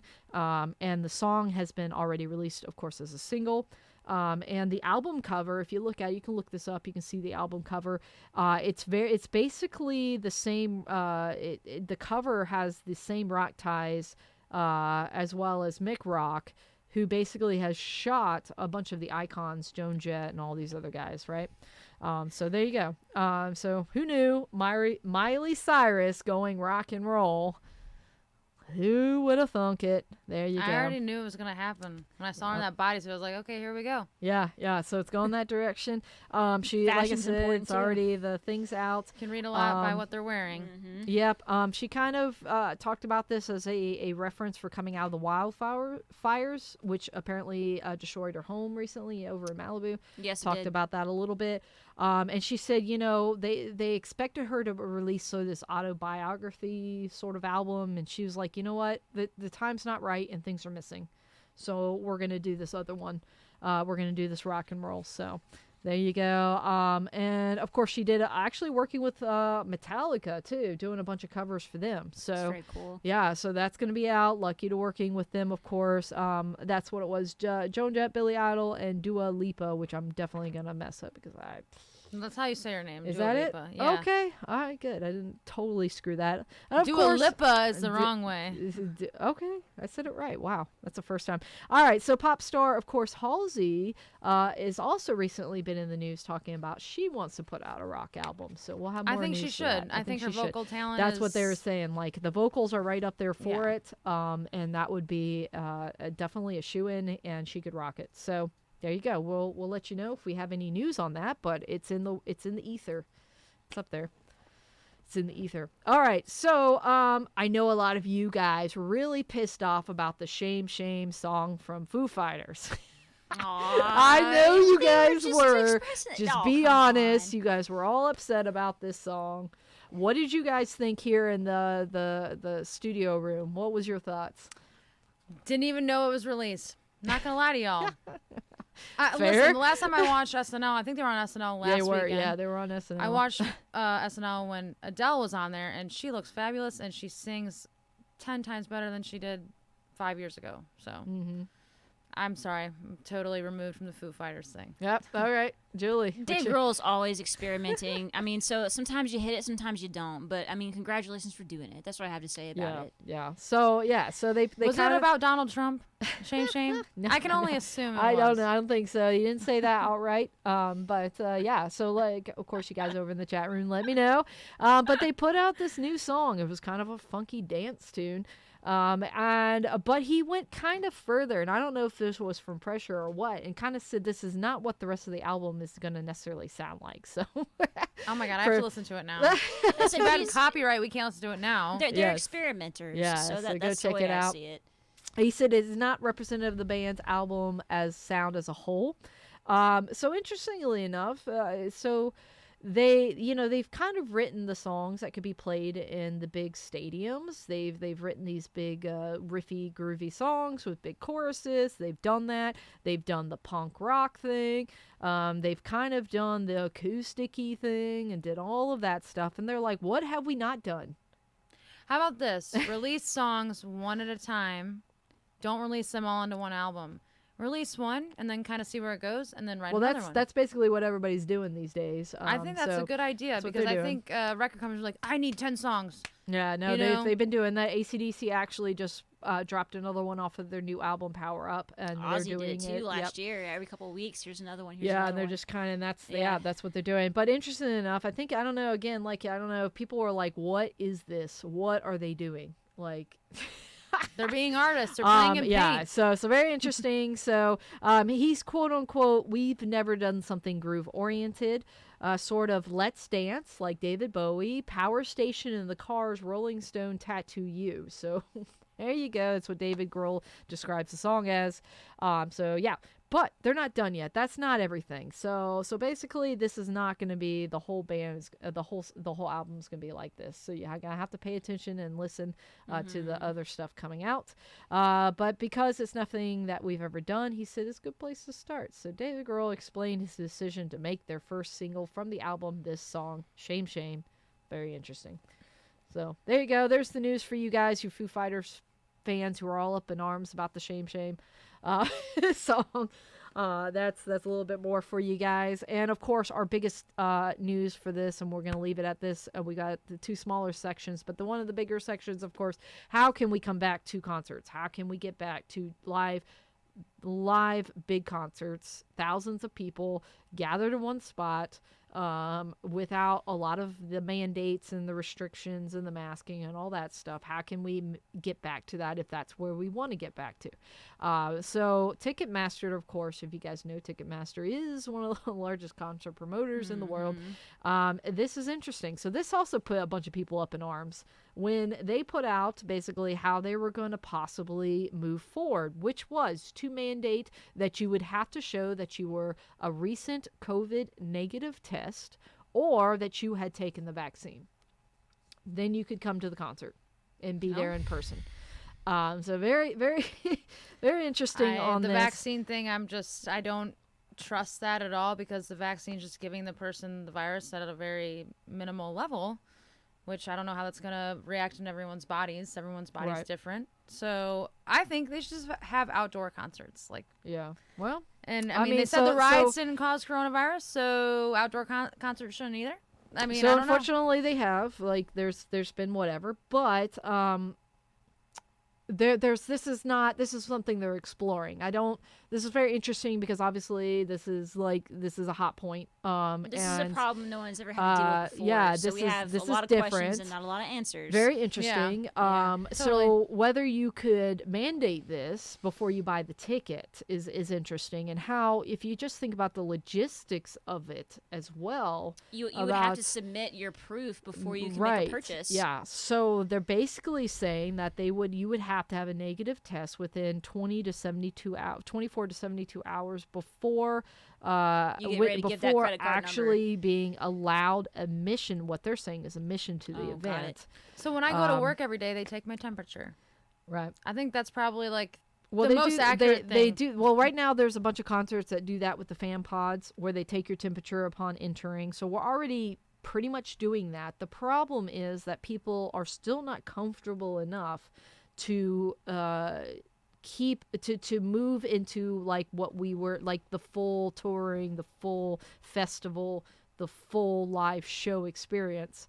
Even though we're doing this, and yes, those shows are here and there, most of the country, they even did a poll and we've talked about this, is not comfortable still, even with those in place, even with the temperature thing and the pods and the restriction in the bathroom and the stalls blocked off and the food being delivered and the whatever. I mean, like, what are you all like, the mask and all the stuff that we're doing are still porta not potties. so comfortable. Even attending still. Yeah. So what they're looking at is like it's a good amount. I mean, it's almost like like half. Yeah. I don't remember what the numbers were. I have to go back. But it's a big amount of people. So how do you get those people back into concerts? And that's kind of what they're looking at. This might be the way that we can get back to where people feel like they can have the full experience Safely. I don't know. I think there's a lot of holes in this still, like how to implement it. Also, like not everybody having access to the vaccine, and also not everybody taking the vaccine. There's a lot of things involved in this, obviously. So it's very interesting. But on the other hand, I have to think about that this would be a possible way for us to get back to those big tours and those big concerts. And that might be the way that we have to do it. I don't know. Time will tell. We'll see with the moving forward what happens in the U.S. here with music and concerts and policy and, rates and graphs and lines. I just think they have to be more patient and just wait it out. All the things that are happening. So we will see. But yeah, so I don't know. So this is on the eve, of course. We have the 2 vaccines and possible talks right now for being delivered. We have all of that going on. There is an update, though, real quick to the story. I know this was released a little earlier in the week, but real quick update. Ticketmaster has issued a statement. They wanted to correct the report that Billboard put out, which was the story where it broke. And it was widely, this is quote unquote, it was widely misreported yesterday that Ticketmaster will be requiring vaccine status, test results for future events. This is not true. Ticketmaster does not have the power to set policies around safety and entry requirements, which would include vaccines and or testing protocols. This is up to the discretion of the event organizer themselves, not Ticketmaster. We are indeed exploring the options, but it's still only a potential concept. And Ticketmaster will not be able to require such parameters, which was what I was talking about with the logistics of this. It would always be up to the event organizer to do this. They'll sell you the ticket, but then when you get to the event, you gotta be able to submit your proof. Yeah. So it's still they're still putting the burden on venues. It was just an exploratory statement. Right. So I don't know. Very interesting. There's so much to this to unpack. We could almost do a whole episode on it in itself. But we are already entertained you guys for long enough. So we'll keep diving into this as we move forward with the podcast and additional episodes throughout the rest of this month and next month. Hopefully you join us. We'd love to have you guys. Let us know. Our final thing is, of course, our fast forward. I like to always look into where we're going with music. One of them being music and tech and music. I can't wait to hear about this. All right, so this is very interesting. So there is a new tech that's out there right now that is beaming technology, basically beaming these sound waves directly into your brain. So I'm going to have to go through this a little bit technical, so bear with me. Very interesting concept, but if this takes hold, this could mean the end of things like speakers and headphones for a lot of people. Because headphones don't fit in my ears. Sorry. So very interesting, yeah. So it is basically, so it's dubbed the Sound Beamer. So it's SONDB, sound, B, and then Beamer. Okay, Sound Beamer 1.0. And it's basically what they're calling is there's no computer chip implanted needed in your head. So we're not talking about that. God. Yeah. So this is developed, of course, by the Novedo Systems over in Israeli. It's a device that beams sound directly to a user's ear through a use of a 3D sensing technology.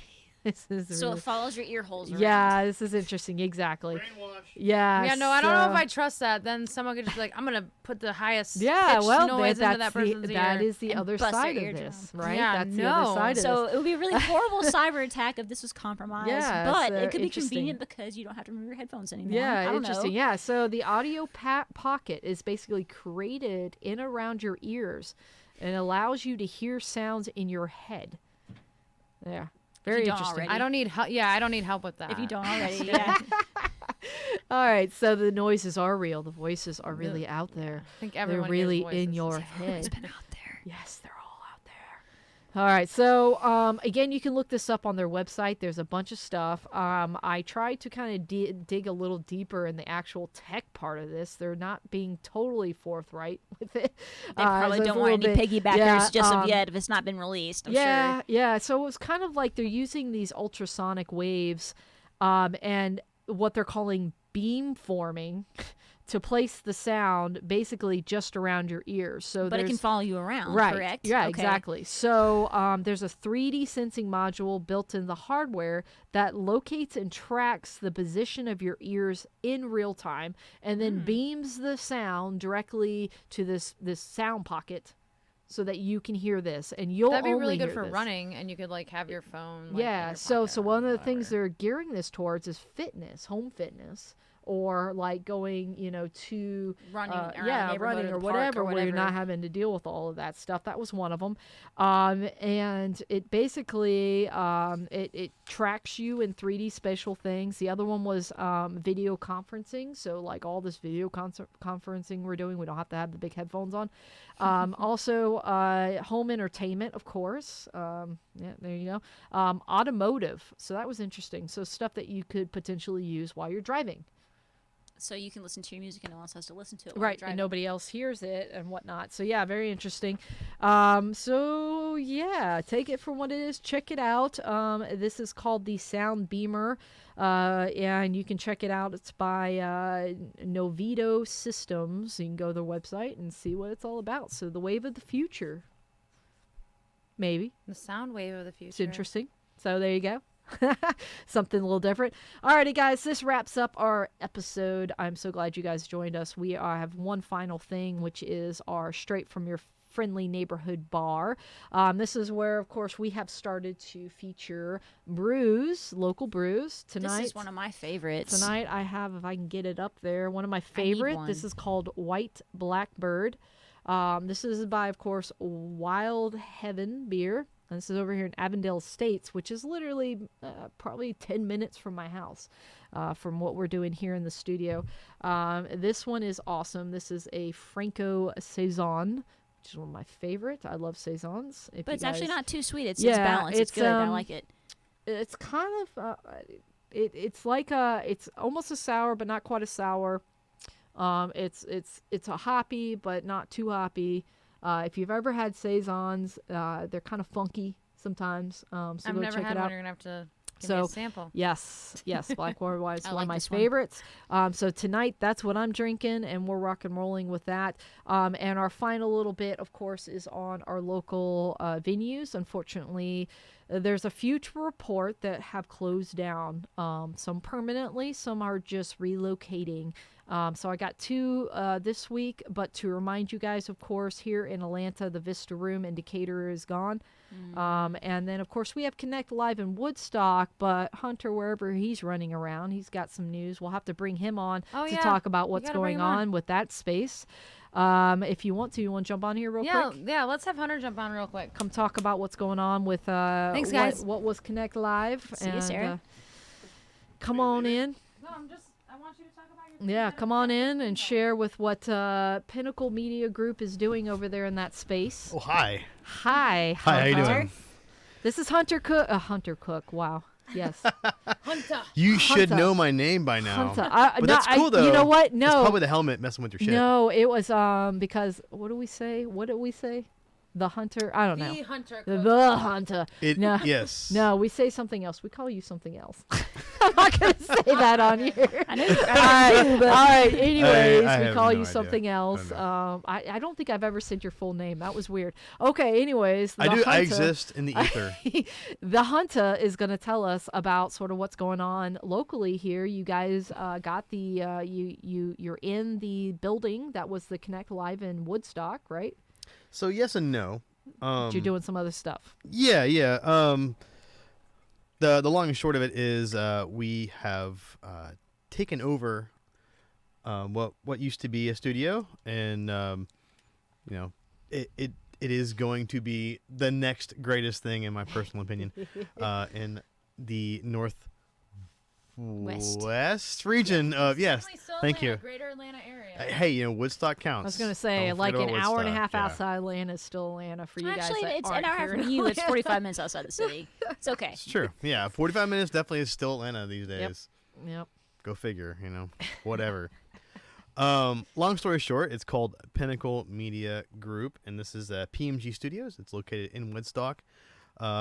Basically, we are creating content for anybody who's looking for it, first off, but also Very, mostly very needed. geared for musicians. We just cut Lene's Yeah. acoustic demo today. Ooh. You can be able to find that shortly, hopefully. Hopefully. But the whole idea behind it is to create a space that's not only accessible but also relevant for everybody who's trying to make any kind of content that is for both musical and digital. So this is so to specify, this is for you guys out there that want to do music video demos, right? That is but one of the pieces. That's one. Of the That's a little pie. bit. Yeah. Also like recording. Yes, right? we do. So we're doing Live streaming recording. Live We've been able to work with several local artists. Shout out to Ruben with Atlanta Worship Ministries. You can find his Facebook page on Facebook as Atlanta Worship Ministries. They are they have a great message and they're doing some good stuff. They're doing all their stuff right now at PMG Studios. Also, just to shout out to my boys, Jeff Wright, Scotty Palk. We've been through a lot this year, and they've been really working really hard, much harder than I have at that.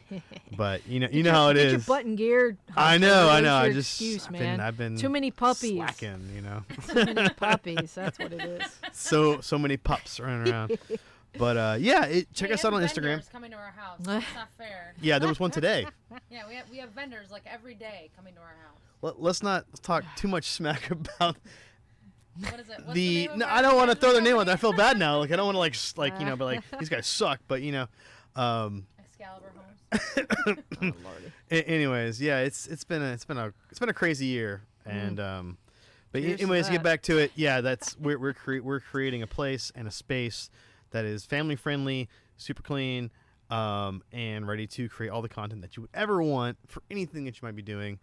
Yes, all those orgies with family members in Rome. Oh God. That's not quite what he had in mind. I guess you're bringing the wine. Dionysius. Apparently. I Yes. need like someone to carve it into stone now. Yes, make it so. That's never gonna die. No. But yeah, thanks for calling me in here. I was Ooh. I didn't want to get we like are- too far in. We Y'all are were doing gonna it. get Hunter back on, because I've only had one other drummer on here, George Sandler, which we need to get George back is the on. man. And that was before we had video, so we didn't get to use it. He's Hopefully funny. my face didn't break Well, it. you had Mike Preamble on for a little episode too. Yeah. Well, that was Mikey for the P? artists. Yeah, Yeah. artists, our artist spotlight, which was the first time we've done that with his band Cafe Cuervo, which I never can say it right. He says it perfectly. I cannot. Cuervo. Cuervo. I don't know. He Cuervo. rolls it. Cuervo. Oh yeah. It's sexy. I cannot do that because I can't. I'm just I don't know. It's yeah, the hat. yeah. But we need to get Hunter back on, and we will talk about drum things because And anything else you probably that. don't want to know about. Video things. You were talking about 'cause- Bernstein earlier. I was. Yeah. 12 tone. Oh. He paranoid. He made that more of a mainstream thing. Yes, he did. That was totally a big deal. Yeah. But I was like, That's yeah. why I mean, arguably boy. one of the most influential of the 20th century, and we can keep arguing if you want. I was going to he's up say, there. I mean, so Kurt far Gershwin. nobody's argued with Yeah. you online. Same Oh, team. you look pretty good. So, I'm ready to sit at a table and say most influential. Change my mind. I'll be the right, person sitting right. at that No, table, I so guess. far, I studied him a lot when I was in high school. I thought he was amazing. He's a Did man. you play something else besides drums in high school? Did you tell me that one time you played something? So, trivia, I never played drums in high school. Would you play saxophone or something? I'm not cool enough for the What did you saxophone. Trombone. I was gonna That's guess what the it was. tuba. I knew it was something. You played something else. I marched brass in high That's what it school was. and offended Hey, everybody. all the smart, sexy guys play brass in high school. That's what she Yeah, said. you got to blow good. That's it. It's all about the lips, baby. It's all I don't know, about you the got lips. more viewers now with him being on than when you... You just laid the. So we will I'm bring. just piggybacking right now. Oh man, What do you- we'll bring Hunter back, and we're gonna talk about all these things, blowing horns, blowing things. Yeah, He's but gonna before get his I've own had like episode. 12 Beating beers over things, there, like just hanging beating out. things, drumming Do things, the promo Yeah. pictures right on that. video things. Yeah, we're gonna bring him back because they're doing a lot of big things here in Atlanta. If you guys don't know Hunter Cook, make sure Yeah. you connect with him. And the guys over at PMG Pinnacle Media Group, they've got some cool things happening, and it's all for the artist here. But I mean, obviously you can come in from out of state, but we need more people doing what they do. Yep. So check it out and support. Please do. I'll be doing my music promo there. She There will. you go. There you go. So yeah, so that pretty much wraps up. Other than we have a few more closures. Obviously, Caledonia Lounge over in Athens is no longer. Get out. Yep. Gypsy Rose, of course, shut its doors this past week, and the final one was Blackthorn 51 up in Queens, New York, which I've played several times, is also closed due to COVID. They say they're going to relocate. We will see. So. Caledonia, really? Yep, Caledonia is gone. I got some stories about that place. We will bring you back on for the stories of the Man. Caledonia Lounge. But yeah, it's It's just that's OG, yeah, man. yeah, I know. It's Oh, so man. we're losing a lot. We're gaining some new venues. That's crazy. But some of the old staples that were music only, obviously having a real tough time. I think they'll come around or Gotta they'll adapt. turn it. Yeah, they'll adapt. Yeah. They'll That's turn what into you gotta do. something. Yeah. It'll So we'll happen. see. We'll give you news if any of this relocates, changes, or whatever. But that wraps up our episode number 31. Because what, Hunter? Girls just want to rock. Right? They just want to rock. They don't want boyfriends. They They just just want to wanna rock. Except rock. for me, I want a boyfriend. I love boyfriends. Well, there you, oh boy, Aw. Hunter, I love boyfriends. Hey, I'm the Plural, luckiest she man made I know. alive. I was Plural. like, it's Literally. plural too. I'm the luckiest man, right? It's Hey, plural. What? There's more than No. one? No. So if you guys didn't know, over there in podcast land, that these two are together, Sarah Nova and Hunter Cook. You're an amazing, cute couple. Oh, and happy birthday again, Sarah. Thank you. So Happy 21st. Yeah, Yeah. yeah. Yeah, We're all you're legal. 21. We're all legal now. Thank God. We're all legal to do something sometimes. Somewhere. But not everywhere. So that wraps up tonight's episode number 31. Recorded, of course, for Monday, November 16th, 2020. We will see you guys out there for this edited version on Wednesday, 2 a.m. We will see you guys. YouTube, check it out. Make sure you subscribe, of course. It's easy. It doesn't cost you anything. Hit that subscribe button. to her channel. There you go. She said it. You better do it.